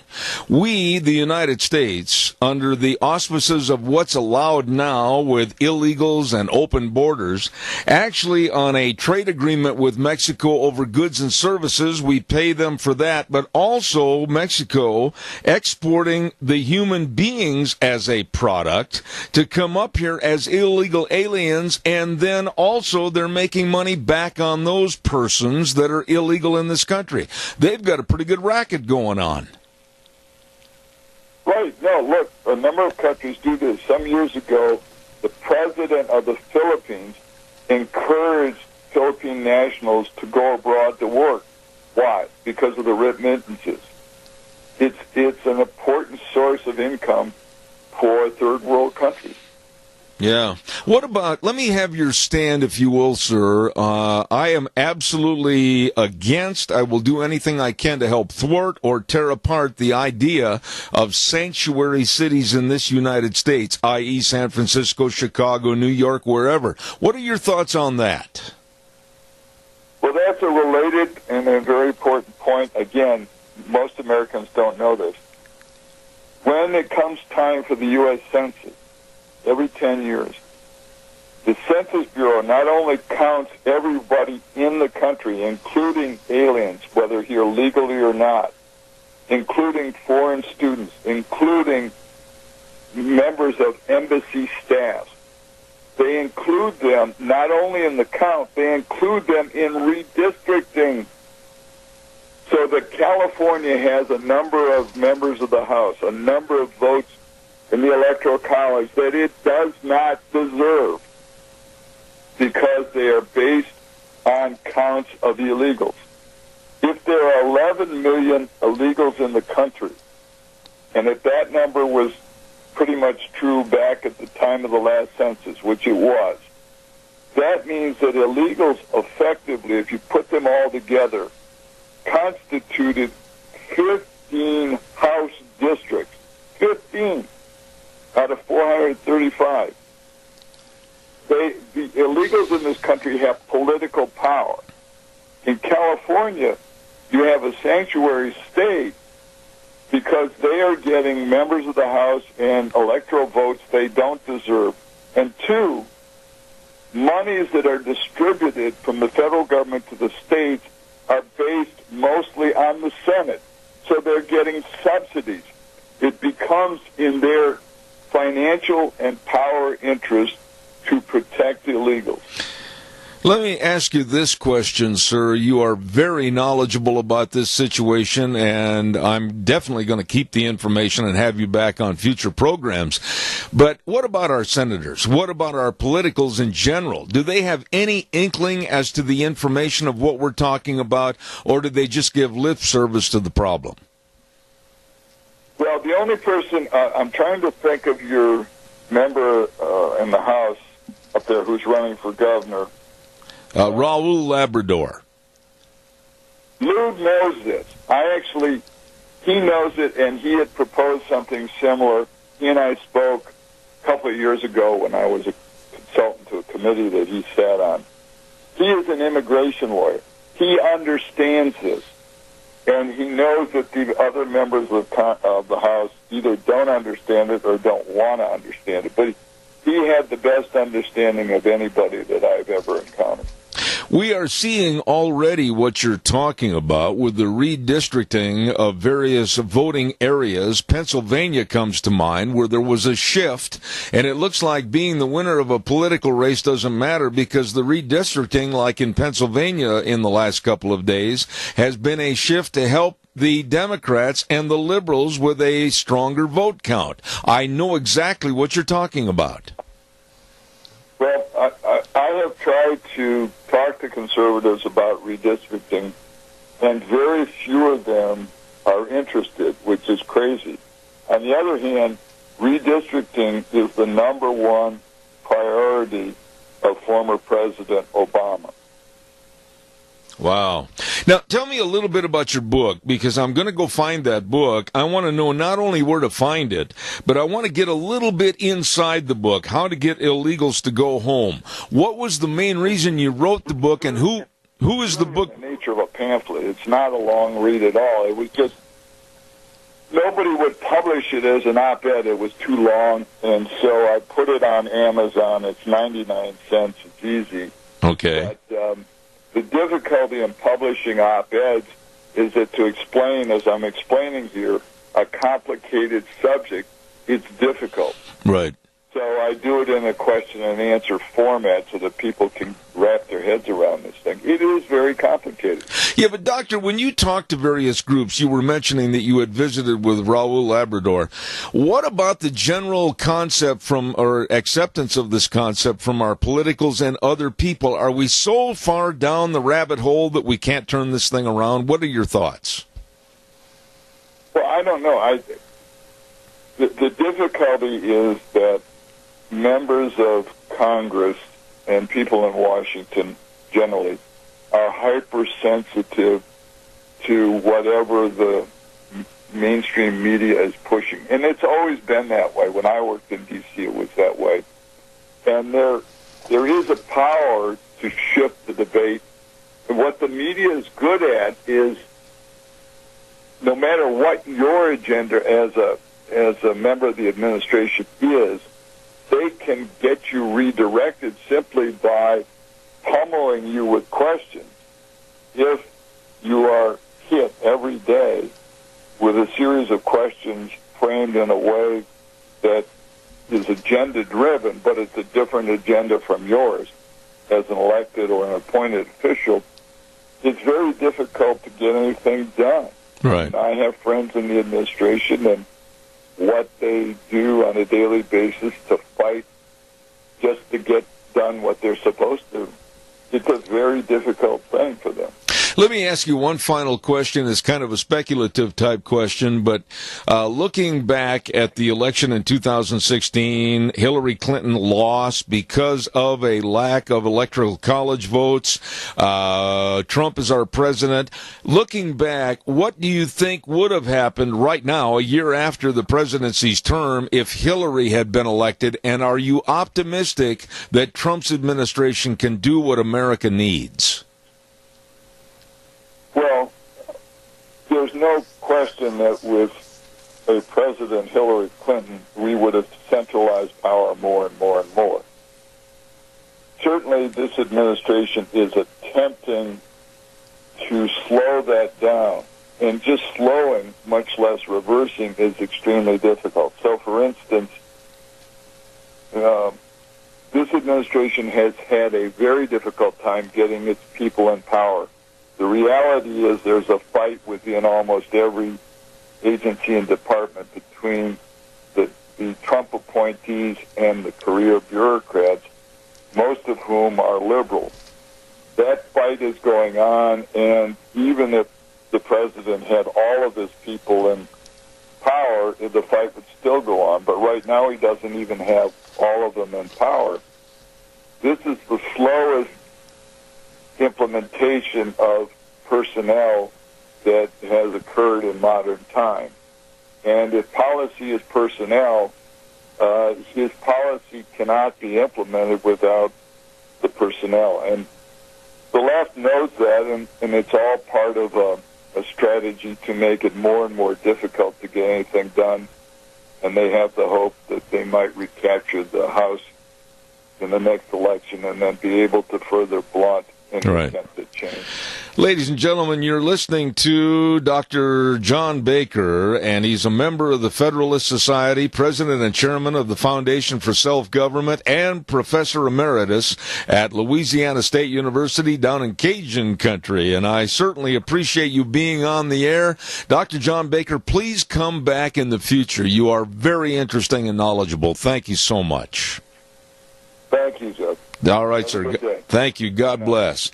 I am honored to have that man on my program. And his author of the book, or the pamphlet, I should say, How to Get Illegals to Go Home, by Dr. John S. Baker, Jr.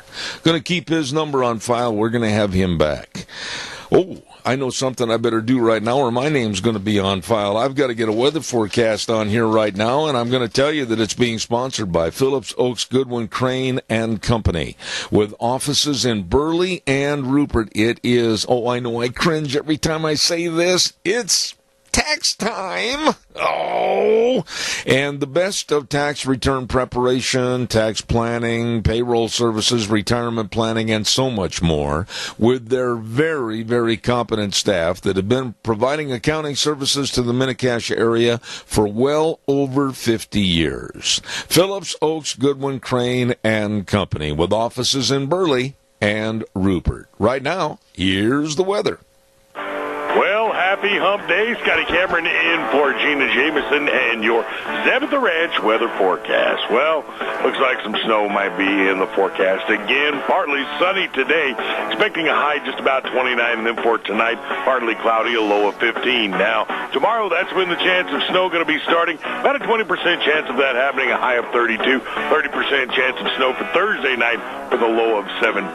Now, on Friday, slight chance of snow, then mostly sunny, high of 29. Partly cloudy Friday night, the low of 19. Chance of snow again on Saturday with a high of 35. That's your Zeb at the Ranch weather forecast. I'm Scotty Cameron. All right, thank you very much, and brought to you by some really good friends of ours. Friends you need to get to know. They can help you, your family, and your business. Phillips, Oaks, Goodwin, Crane, and Company, with offices in Burley and Rupert. Really good people.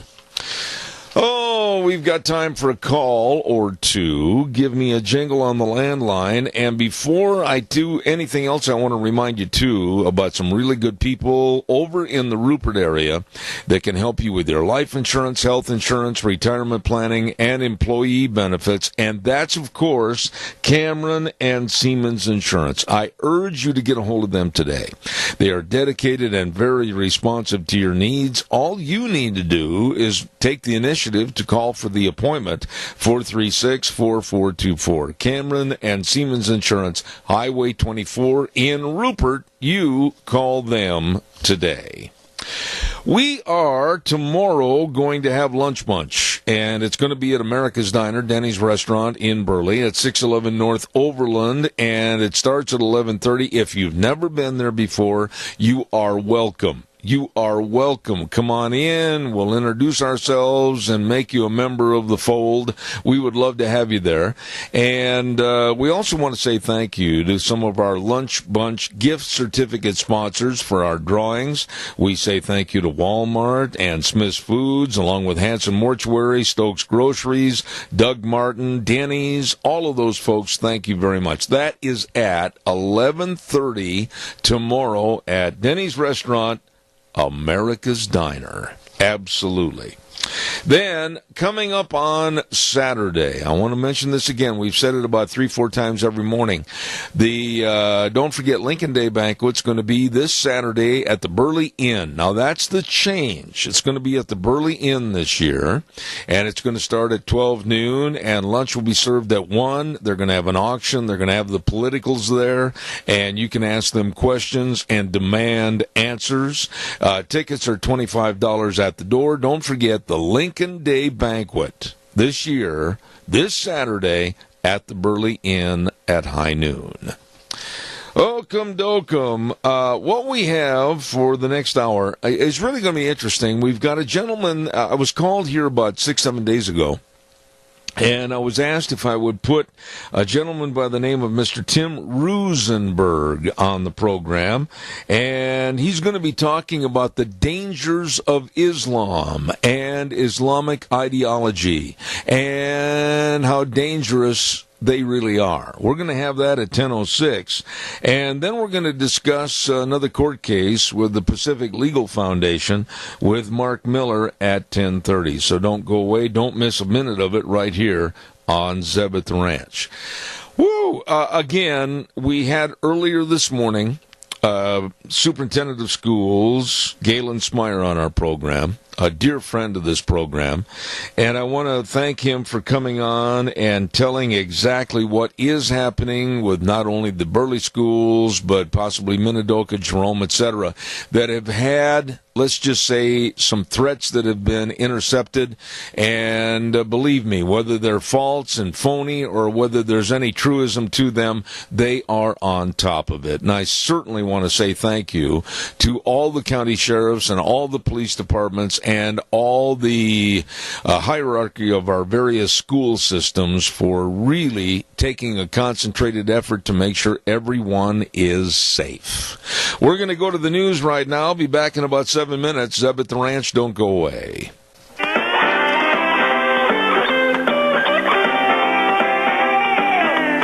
And a good morning, good morning, good morning. Welcome back, Zeb at the Ranch. I'm Zeb Bell with our major sponsor, your Magic Valley Les Schwab Tire Centers.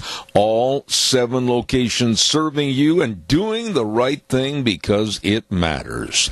Also, some of our great advertisers like Burley Physical Therapy and Rehabilitation at 1263 Bennett Avenue, Suite 2 in Burley, helping you get back to being you. We're going to have our guest with us for this half hour momentarily, but I want to remind everybody about Ark Animal Hospital at 750 21st Street near Connection Credit Union in Hayburn. Dr. Bill was on the phone with us yesterday, and it's really time to get those dogs, those puppies vaccinated for that parvovirus, and I urge you to give them a call, 678-1177. Make an appointment today.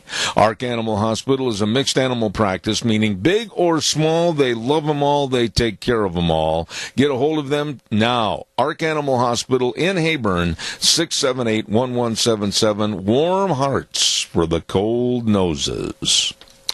Let's go to the phone line right now. I have never met this gentleman or talked to this gentleman, and I'm going to have him come on the program this morning and tell us a little bit about him and what he's going to be speaking about for the remainder of this week in the Twin Falls area. Tim Rosenberg. Good morning, sir. How are you? Good morning, Zeb. Nice to have you on the program. I don't know you. You don't know me. So let's acquaint ourselves, first of all, with you. Tell me who you are, what you represent, and what you're going to be talking about. Okay, I am a Bible prophecy seminar presenter. I actually live in Emmett, Idaho, near Boise, and I travel the world doing Daniel 11 seminars entitled Islam and Christianity in Bible Prophecy, and I've written a book on the topic as well. All right. Well, it sounds to me very interesting. Now, let's go back to the basics. Daniel chapter 11. What do you read in there? What do you see in there that should be a real concern for all of us? Okay, this is a prophecy that starts in Daniel's time and works all the way through time to God's kingdom being set up. And unlike most prophecy, in Daniel chapter 11, this is actually, when he talks about Persia, he says Persia. When he talks about Greece, he says Greece. And he's naming Edom, Moab, and Ammon, which is western Jordan in our world today. He's talking about the role of Egypt, Libya, and Ethiopia, countries by name. So this is not a lot of symbolic things that are open to huge interpretation. He's very literal in what he's saying. And what's important about this is he names a whole series of countries that come into Israel from the north, describing Persia, Greece, Rome, and then divided Rome. And after Rome divides, you have three conflicts between what's called a north and a south, and Jerusalem's caught in the middle. Islam came up from the south and in the 600s, and then the Pope called for the Crusades, and they came in from the north. There's your first conflict. It's verses 25 to 28. The second one's the time of the Ottomans, which is 29 to 39. It describes things. You can go right down and see the Battle of Lepanto described in the conflict, which was a major naval battle. And then in the third conflict, it describes what's happening in our time. In 2011, I wrote a book, and in it I described 4 things to be watching for, and so far we've moved through 3 of those in the sequence as presented in the chapter. All right, now, may I call you Tim, or would you prefer? You sure may. All right. I have, of course, Daniel chapter 11 in front of me, and I'm just going to ask some questions, and feel free to rebut me or agree with me at any time. Are you, in your book and then also your speaking this week here in Twin Falls, are you telling people that the Islamic ideology and the Islamic movement is right now at a rapid pace that could signal the potentiality of Armageddon? Is that what you're saying? It's not the Battle of Armageddon. Armageddon comes a little after this one. The conflict and showdown between Christianity and Islam will be over before the Battle of Armageddon, if I'm correct. Okay. Explain to me the encroachment factor of Islam. I'm very concerned, and I've said it on my radio program, and I will not back up for anyone. I am very concerned, and a better word is worried, as to the Muslim or the Islamic ideology encroaching into our government, encroaching into our schools, encroaching into our court system. I am very concerned. Need I be? Well, in Daniel 11, you have 3 time periods where a violent form of Islam pushes against the rest of the world. We're in the third push right now. Okay, explain that a little bit. Don't just leave me hanging. Okay. Well, in the first conflict, it was Arab Islam pushing up across North Africa, up around through Spain, and at the same time, we have the Crusades come down against Jerusalem. And so the world followed papal-led Christianity at the time because they were afraid of Islam. Then you had another form of Islam take over, which was the Ottoman Empire, the Turks. And they began to expand, and the papacy put together the Holy League, which put a stop to that, or helped stop that. And in Daniel 11, verse 40, it says, at the time of the end, the king of the south will push against the king of the north again. Right. And so in 2011, I said there's a time coming when I saw that radical Islam would push against the papal-led Christianity enough that the Pope would come out and call for a military conflict again, just as he did at the Crusades and the Ottomans, and that radical Islam would be destroyed. Egypt and many countries goes down. you have Libya and Ethiopia follow the King of the North. They say, we don't like radical Islam either, and I do go to the mosque on occasion, and I do know that most of the people in those mosques are opposed to radical Islam. And on the third, there's a three-way breakup of Islam in the last part. Right. Some of them actually follow Jesus in the Bible, as do some of the Christians. People ask me often if Muslims and Christians are worshiping the same God, and that's a tricky question. Because when you look at history, not every Christian's really Christian. That may be true. So I answer it this way.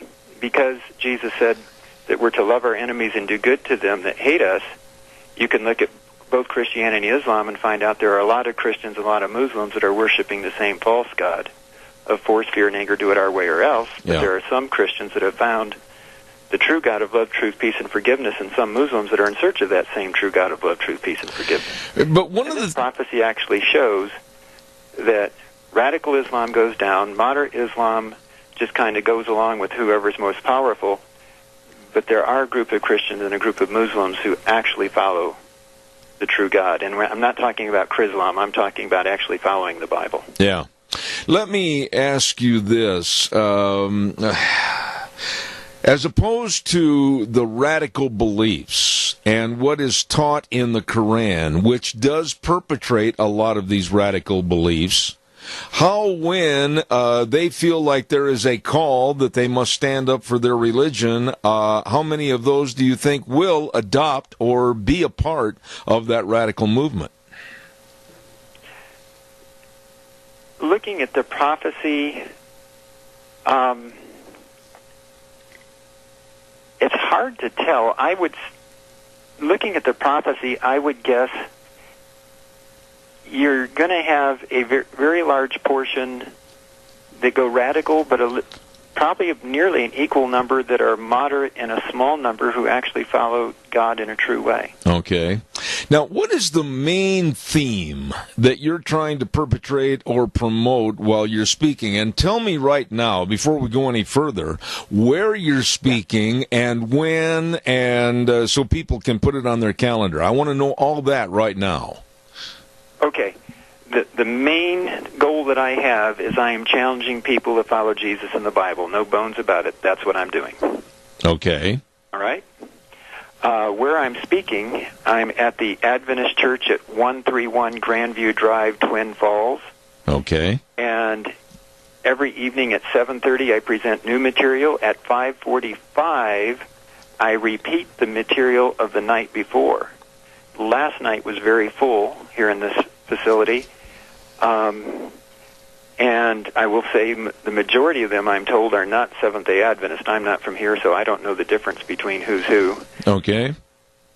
Tonight at 5:45, I will be repeating last night's presentation, which is the role of radical Islam in the growing conflict. So if people have questions about that one, that's actually the most important one for them to hear, and that's tonight. Tim, as you well know, and on my program I'm very blunt about it, I have some very, very dear friends that I absolutely enjoy having on my program because I think they're telling it like it is, one of which is Brigitte Gabriel with Act for America. Our local paper last Sunday came out with an op-ed that basically denigrated her and other groups that, quite frankly, like the American Freedom Law Center, etc. And the paper came out and supported almost, it seemed, with their editorial, the Southern Poverty Law Center, which is a very liberalized hate group against Christianity. Did you read this, or are you aware of it? No, I did not read it. But it seemed like there's always a protection device. There's always something on the left, i.e. this paper, that is trying to get us to accept Muslims and the Muslim ideology, and I can't and I won't do that. Give me your response to what I just said. Okay. I tend to walk a slightly different line than both of them. And that is, I see the liberal side of our world exacerbating the situation by making excuses for some of the bad behavior within Islam. And I see some of the conservative side exaggerating some of the bad behavior, and I sometimes believe both of them are making it worse. We're bouncing back and forth between these, and we actually need to have more honest dialogue between the players. I would agree with that, but I would say in the case of like Brigitte Gabriel, and I'm certainly not trying to put words in her mouth or stand up for what she says, even though I believe in what she says, she has lived it. She has walked the walk and talked the talk of being right there on the front lines as a young girl, was under attack by the radical Muslims, and she talks the walk of what today is really happening. And to associate her with being a part of like armed right-wing militias or neo-Nazis, I think that's totally unfounded, and that's basically what our paper did in the op-ed this last week. Okay. So I'm aware of her, but I don't know her well enough to make any real judgment calls on that. Okay, I do. And I just think that when you start having disagreements and the people on the left in protection of the Muslim ideology start calling everybody else hate mongers and bigots, that's not the truth. There's a lot of concern out there today, Tim, as you well know. Yes. And this is why, I find what is here in Daniel 11 kind of refreshing, because it actually shows Islam breaking three ways. And what that does, when I start talking to Muslims, they realize I'm open to seeing Islam in more than one way. Okay. And it gives them a chance to dialogue, because they see the differentiation both historically and in prophecy between radical Islam and moderate Islam and those that are truly searching to follow God.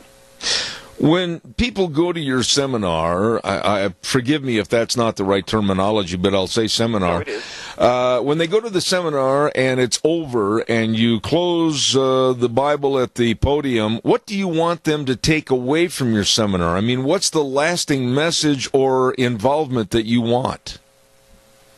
Well, I can tell you right now what I'm going to challenge them to do, and that is to follow Jesus in the Bible, and to challenge them to make sure that whatever fellowship or group they're in is truly following the Bible, not just saying they are.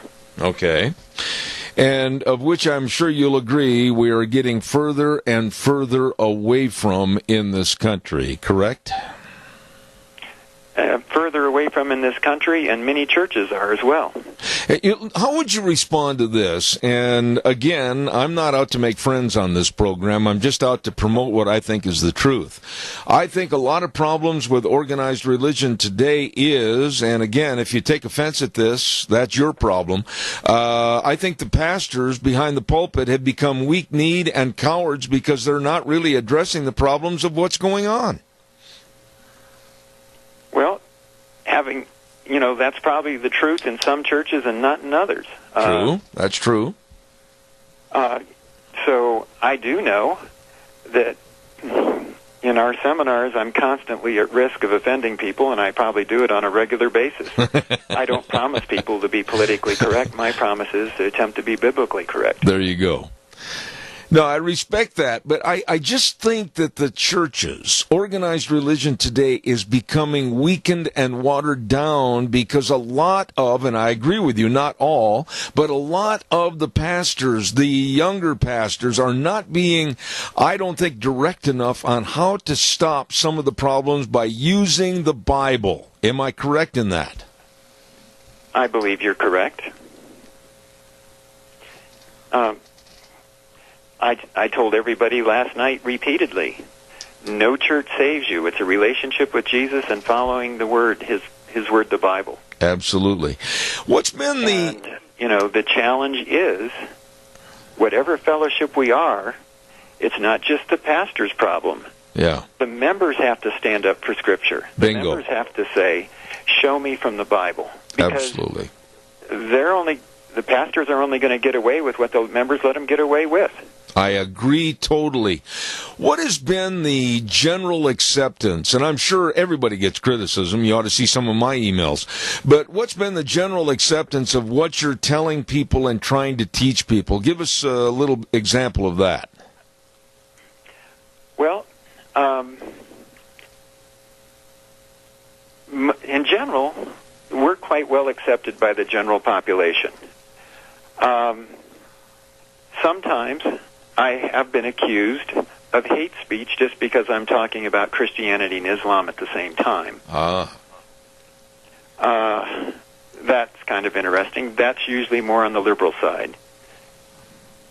The Muslims will attend, and they actually appreciate that I play fair with the history and with prophecy. That's one of the things I think dialogue is important, and honest dialogue, because I'm honest. There's radical Islam. There's really bad actors there. Yeah.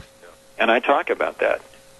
But because I differentiate, they are able to come in, listen, and dialogue, and build friendships, and they walk away thinking about what they're doing. Within the Christian world, our message is quite well accepted. It's challenging them because I actually come down harder on Christianity than I do on Islam in my seminars, because I'm talking to Christians, and most of them aren't truly following what they claim, and I'm challenging them to do it. You know, Tim, it's amazing, and every day is a new walk, if you will. If people would just read the Bible and understand and ask questions of the Bible, it is a road to, I'll call it eternal success, if they'll just understand the words that are in there. Yeah, and don't try and make it so difficult that only a theologian can understand it. It was written so that the ordinary person can understand it. You know, really, and that's the truth, but when people like you come to an organized seminar and provide the insight into the Bible as to this says this and this doesn't say that, a lot of people could, should, and ought to take that upon themselves to study it if they're really true Christians, and they can learn an awful lot just by sitting down in a quiet room and taking it apart piece by itself. Yes, and I challenge everybody that listens to us to actually go back, look at the verses I talk about, and see if it really says that, and then do that to everybody they listen to. Absolutely. Once again, Tim, tell us exactly where you'll be speaking, what time, etc. Go ahead. And is there a charge to get in?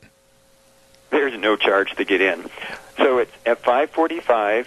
I have a presentation at the Adventist Church, 131 Grandview Drive, Twin Falls, Idaho.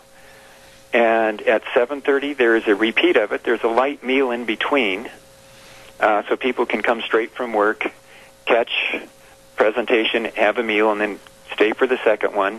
And this seminar began on Friday, February 16, but it's ongoing, and it completes Sunday, February 25, again with a 5:45 and 7:30 meeting each evening. Well, I'm certainly glad, and I mean that I had the time I could shift around and get you on this program. And a little bit on a lighter note, Rosenberg, that's a good Dutch name, isn't it? You got it. It's Dutch. My father was born in Rotterdam. Well, I want to tell you how much I appreciate you coming on the program, and I wish you a lot of success at this seminar, a lot of people, and thank you for coming on the show. You were very enlightening, and I thank you much. Thank you, Zeb. All right, take care. Thank you. Very nice man right there, Tim Rosenberg, and his study of Daniel chapter 11 and how it equates and relates to Muslim ideology and biblical prophecy. Thank you very much. Got to pay some bills. Oh, my goodness sakes, there is a big, and I mean really big, bull sale going to happen here on March 3rd at the Burley Auction Yard at 1 o'clock in the afternoon on Saturday, March 3rd. Oh, you don't want to miss the 23rd annual bull sale from the Sheridan Ranch. We're going to be talking to, I think Cordell's going to be on the program with me next Monday, I believe. We're going to be talking about his bull sale. Him and his wife, Patty, oh my goodness, they have really put together some outstanding cattle over the years. And they're having their 23rd annual bull sale at the Burley Auction Yard. And they're going to have 80 bulls to sell, 30 coming 2-year-olds and 50 yearlings, and free delivery up to 300 miles. Now, this is the Sheridan Ranch Bull Sale, Cordell and Patty Sheridan. For more information, you can call them at 208-824-5531 or go to their website, and that's www.sheridancattle.com. I can tell you what, folks, I've really been impressed with their bulls and their cattle, and as they say on the flyer, one of the West's most outstanding offerings of yearlings and coming 2-year-old Gelbvieh, Angus, and Balancer bulls on March 3rd, Saturday at the Burley Auction Yard. Don't you miss it. Sheridan Ranch Bull Sale. Outstanding bulls. Once again, I want to remind you, and I had a couple of calls during the last news break. Yes, I said it 1,000 times that the Lincoln Day Banquet will be at the Burley Inn this year. It is a change. There.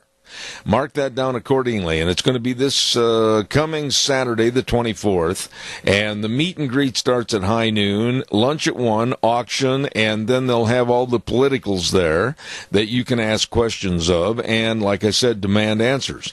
And the tickets are $25 at the door. That's coming up this next Saturday at the Burley Inn at high noon. Don't forget it.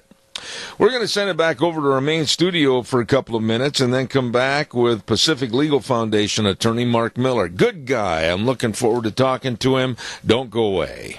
And now back to Zeb at the Ranch on AM 1230 KBAR. To reach Zeb, call 436-2244 or toll free 1-866-927-4587. And now, here is Zeb Bell. Oh, good morning, and welcome back to our last half hour. And right now, I'm going to go to the phone line. And I'm going to find out all about a frog. Yep, a frog. That is a protected species, but there's a small problem. Nobody has seen this frog for about 50 years. Let's get Mark Miller, attorney for the Pacific Legal Foundation, on here. Oh, Froggy, where are you? Mark, what's going on here? Zeb, thanks for having me on again. Yes, Froggy, where are you? He's not in Louisiana. He's in Mississippi, but the federal government, the U.S. Fish and Wildlife Service, is forcing our clients to accept a critical habitat designation, which is a Endangered Species Act term, to say that their property is critical habitat for what used to be known as the Mississippi gopher frog. Of course, they're in Louisiana, so as you can guess, right there is where the problem begins. The frog's called the Mississippi gopher frog because that's where he lives. Close to 70 miles, I think it is, away from our client's property in Louisiana. But apparently many decades ago, there are allegations that this frog may have existed in Louisiana. And, of course, we don't deny that this frog may be endangered. But the frog lives in Mississippi, and there's plenty of habitat in Mississippi for that frog to be what the federal government says is conserved, which means bring it back to no longer being endangered, like we've done with the bald eagle, like we've done with the manatee here in Florida, where I practice law for Pacific Legal Foundation. But in Louisiana, it wouldn't work. Why wouldn't it work? Well, the property that they're calling critical habitat, my client Edward Poitevin and his business interests, doesn't have the right vegetation for the frog, doesn't have the right water for the frog, and in fact, the frog, if he were to be put on their property, would die. And the federal government concedes that. But they take the position that, well, the property owner could substantially change the property, and then the frog could survive there if they carted that frog into Louisiana. We think that's a violation of the law. Mark, does the word absolutely stupid come into play here? This is the most crazy thing I've heard in a long time, and evidently the powers that be didn't get the memo because the dusky gopher frog had a family convention. They decided the habitat wasn't very good in Louisiana, so they jumped over to Mississippi, figuratively and literally. What in the world are we doing here? The thing is, this frog, what used to be called Mississippi gopher frog, but the agency, when it decided to declare that our client's property in Louisiana would be critical habitat for the frog, they actually went through the process of changing the frog's name to dusky gopher frog instead of the Mississippi gopher frog. And when the Supreme Court of the United States hears this case next fall, I would not be surprised if at least one justice remarks upon that. And as you said, the frog decided it would live in Mississippi. And so who is the federal government in its infinite wisdom to decide it knows better than Mother Nature, and that our client's property, which right now is leased to the large timber company Weyerhaeuser, and it's leased for another 20 years or so, 25 about, that somehow when that lease is over, when they want to use the property, when they want to develop it and do whatever they can do with it, which they're working with the local and state governments even 25 years ahead of time to plan for what to do in this is in eastern Louisiana. The federal government says, no. We're going to declare this critical habitat, and you're not going to get to do anything with that property. And so we're before the U.S. Supreme Court arguing to the justices that the government doesn't have the power to do this. The U.S. Fish and Wildlife Service can't just name any property in the country critical habitat for a species where the species could not even live on that property or survive if it was put there. You know, I have never, honestly, I'm shaking my head here, Mark. I don't mean to make light of this situation, but I've never heard of anything so completely asinine as people saying, well, we know the frog doesn't live here, but we think he will if we change the habitat, so you can't use your property, and regardless of how much money's lost, we got to make a nice, comfy home for the frog. Hopefully he'll come back. This is insanity personified. You know, there certainly would be, you would think, better ways of spending federal money than wasting it on attorneys trying to force a landowner to accept a designation that makes no sense. As you said, as you started, it's incredibly stupid. And it's not the only place this is happening. The U.S. Fish and Wildlife Service does this across the country. We're litigating another case like this involving the jaguar that the federal government says at one point in the past, maybe once in the last 40 years, was seen in New Mexico. So they say there should be critical habitat for the jaguar in New Mexico. I'm going to tell you, the only jaguar you're going to see in New Mexico is a foreign car. There's no jaguar there, but we're litigating the same issue there. It's just this frog hopped up to the U.S. Supreme Court before the jaguar got there. You know, but really there's a real note of seriousness here, because regardless of the species or regardless of the location, it looks to me like the implementation of the environment saying, or the environmentalists saying, hey, we can really shut things down here if we just impose the idea that there used to be, or maybe they were traveling through, but we can shut this land down and they can't do a thing about it.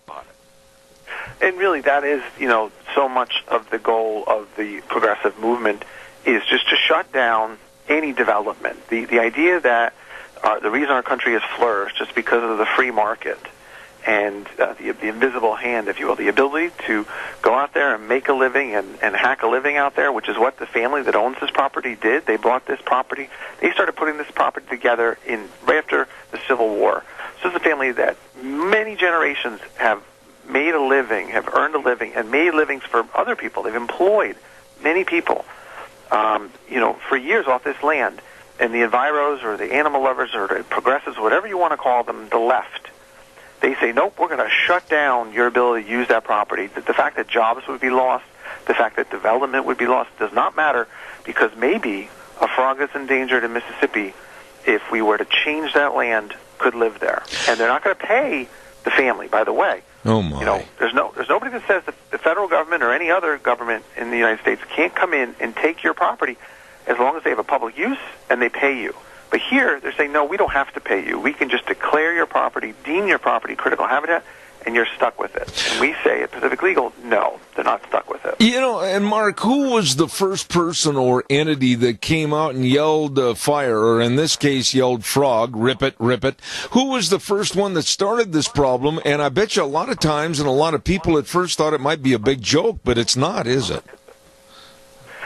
It's not at all. You know, certainly not a joke to my client, Edward Poitevin, and his family. Like I said, they've had this property since the 1860s, 1870s, and when they learned about this designation, because initially the federal government took the logical position that the critical habitat for this endangered species, frog, would be in Mississippi, where it actually lived. But then a professor drove up and inspected the property, perhaps against our client's will. That's a bit of a tangent, but told U.S. Fish and Wildlife Service that he understood from history books that one day that frog in the past had been in the vicinity of our client's property. And the next thing you know, our client's property is deemed critical habitat. And thankfully, Edward Poitevin, who's an attorney, who's representing who is representing, along with us, his family in this case at the U.S. Supreme Court. Now, let me ask... He gave Pacific Legal a call. He knew about Pacific Legal Foundation. Yeah. And we stepped into the breach and filed a lawsuit. Weyerhaeuser, that leases the property from our clients and owns a small piece of the area declared critical habitat, about 5% of it or so. They also filed suit after we did. And so the case now is known as Weyerhaeuser at the U.S. Supreme Court, Weyerhaeuser versus U.S. Fish and Wildlife Service. But both our clients and the Weyerhaeuser Company are before the High Court, arguing against the government's position. Okay, take me, if you will, and pardon some of my naive questions, but the frog actually is living in Mississippi. He's over there with Brett Favre and the rest of them. But take me back to the frog itself. What makes the frog so special, and what about the protected property in Mississippi? Are they causing the same problems over there? Well, let me take that backwards. So the last point, much of the critical habitat designated land in Mississippi is already publicly owned.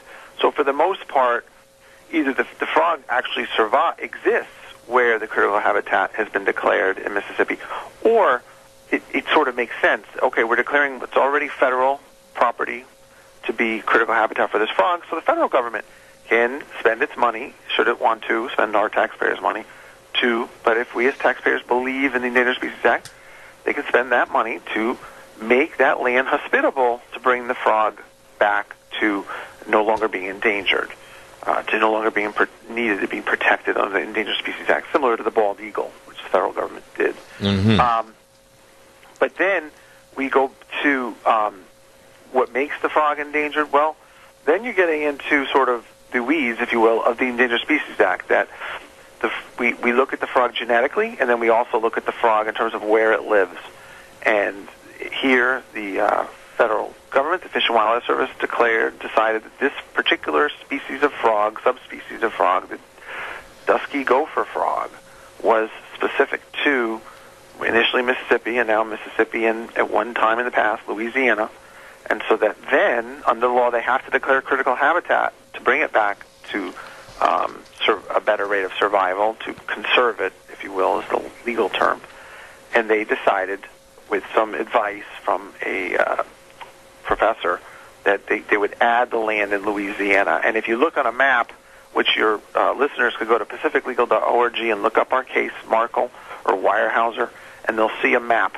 And the critical habitat in Louisiana is far, far away from the critical habitat in Mississippi.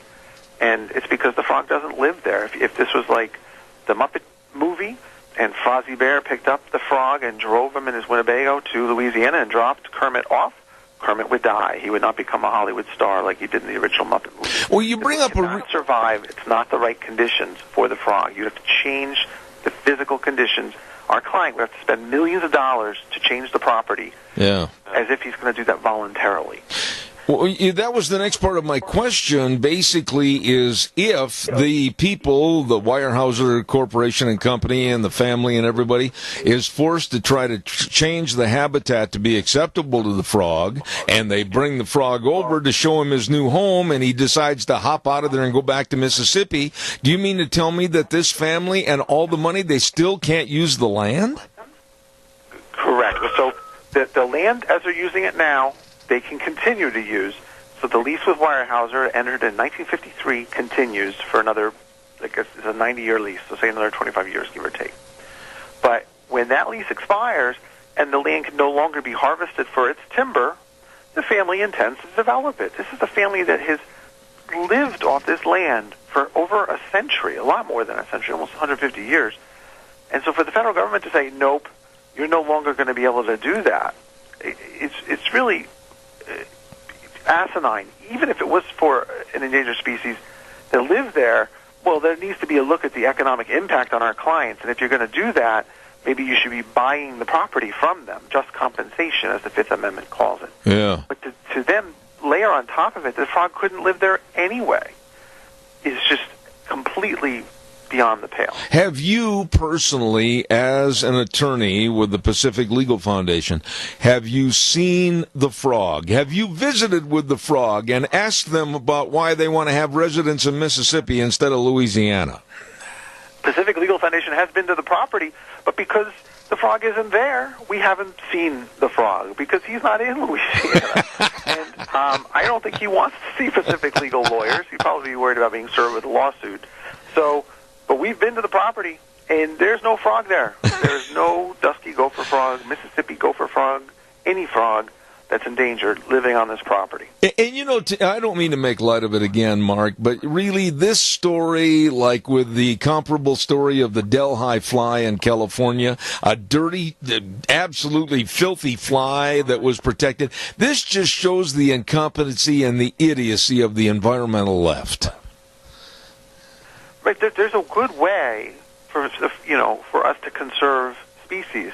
This is not it. There's nobody who's arguing against the validity of the Endangered Species Act and what is intended there, that we want to protect truly endangered species. But this is not the way to do it, and it's offensive that the left thinks this is the way to do it and that they just completely ignore the private property rights that our founding fathers thought needed to be put into the Constitution. Absolutely. Let me ask you this question, and basically your thoughts as a lawyer with a legal case right here. What do you think the Supreme Court will do? I mean, common sense has got to prevail here. Certainly they'll just laugh this out of court, won't they? Well, Pacific Legal Foundation has been up to the court on these type of cases, these environmental cases, twice in the last 6 years. And in those cases, one was called Hawks and one was called Sackett.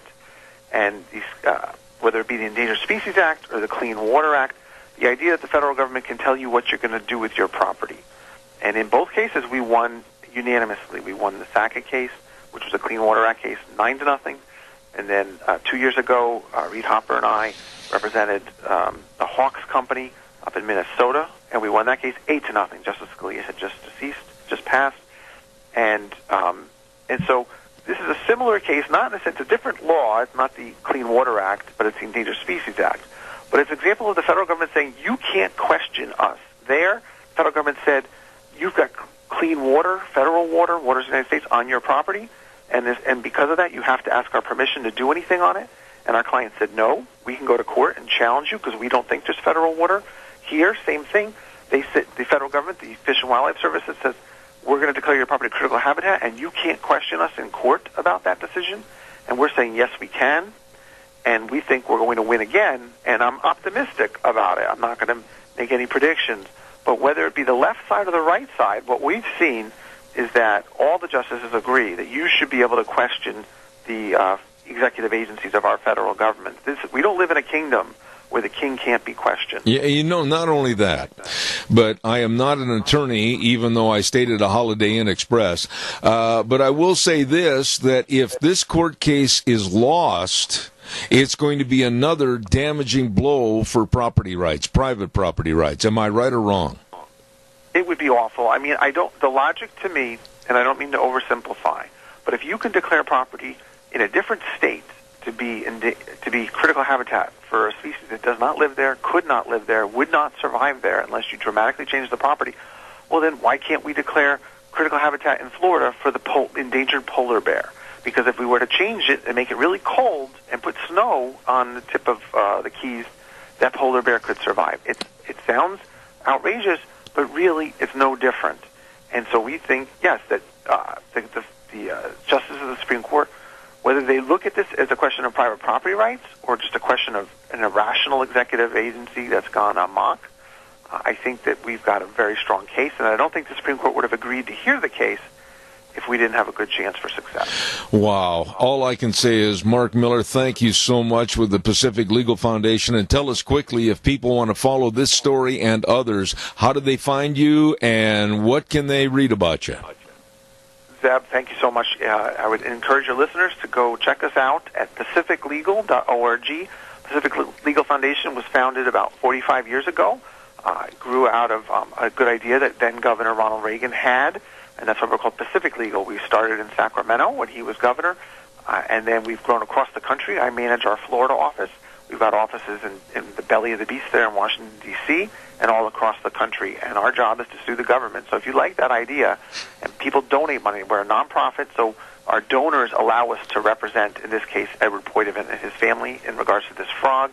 But we represent property owners all over the country. So if you like what we do, if you like what I just described, maybe check out our website, and maybe you consider throwing us $5 or so. I can't tell you how much I appreciate it. It sounds funny, but it is very, very serious for private property rights. Mark Miller with the Pacific Legal Foundation, thank you, God bless, and come back soon. Thank you for having me on, Zeb. All right, sir. Thank you. When I first heard about this story, I got to tell you that I backed up and I looked at it and I said, what? What? There is a lawsuit for a supposedly protected species that doesn't live there, but they're suing because maybe it could come back and live there. This is insane. And all it is the absolute detrimental environmental movement in this country to take away private property rights. This is absolute insanity.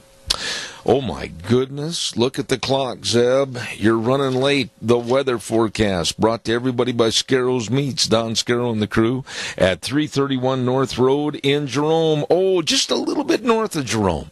And the number to call, 324-7657. Or you can go to their website, scarrowsmeats.com. They are changing the way we eat, a delicious bite at a time, with all the breakfast bacons and the sausages and the bratwurst. And the marinated prime ribs and the smoked hams. It's all delicious at Scarrow's Meats. Right now, here's the weather. Well, happy hump day. Scotty Cameron in for Gina Jameson and your Zeb at the Ranch weather forecast. Well, looks like some snow might be in the forecast again. Partly sunny today, expecting a high just about 29, and then for tonight, partly cloudy, a low of 15. Now, tomorrow, that's when the chance of snow going to be starting. About a 20% chance of that happening, a high of 32. 30% chance of snow for Thursday night with a low of 17. Now, on Friday, slight chance of snow, then mostly sunny, high of 29. Partly cloudy Friday night, the low of 19. Chance of snow again on Saturday with a high of 35. That's your Zeb at the Ranch weather forecast. I'm Scotty Cameron. Thank you, Scotty. And don't forget, Scarrow's Meats, Don Scarrow, how are you? Great guy, and what a business. Located at 331 North Road, Jerome. And the number to call, 324-7657. Go to their website, scarrowsmeats.com. As I said a moment ago, they are changing the way we eat, one delicious bite at a time. Oh, tomorrow is Lunch Bunch. Don't forget that, everybody. At 11:30, I'll be skipping out of here just a little bit early to get on the highway and zip down to Denny's restaurant at 11:30 for our Lunch Bunch. You are welcome. We'd love to see you there. I want to remind you, too, about our major sponsor, and they are your Magic Valley Les Schwab Tire Centers. All 7 locations serving you. Kind of worried about your brakes? You hit the pedal the other day and you went, whoa, carnival ride. Well, stop in and have your brakes checked free. They'll take a look at them, and then they'll tell you whether you're good, bad, or ugly. And then they have the best brake service of anywhere around the country, right there at all 7 locations of your Magic Valley Les Schwab Tire Centers. And the best in tires. I mean, for your car, your pickup, your SUV. You stop in and see them today. And along with all the front-end alignment, shocks and struts and batteries, they really do the right thing, because it matters. At your Magic Valley Les Schwab Tire Centers. Lane and Rupert, Dave on Blue Lakes and Twin, Mike and Buell, Mike and Jerome, the Twist family in Paul, and of course Daniel on Pole Line in Twin Falls, and Randy on Overland and Burley. Your Magic Valley Les Schwab Tire Centers. Our major sponsor, we're very proud of them. Wow, we got a big day tomorrow. We've got Cassia Regional Hospital coming on. We've got, what else have we got? The Chamber Report. We've got our Salute to Better Business and all kinds of goodies. Rita's going to be here on Thursday tomorrow. And we'll be back here at 8:06 tomorrow morning, right here on KBAR 1230 AM and streaming live on the internet, zebbell.com. Be sure and check in to zebbell.com and put your address on there to receive our Cow Pies and Coffee Cups weekly blog. Going to be another good one this week. And thank you. We'll see you tomorrow morning, where we always say the way things were are the way things ought to be. See you tomorrow morning.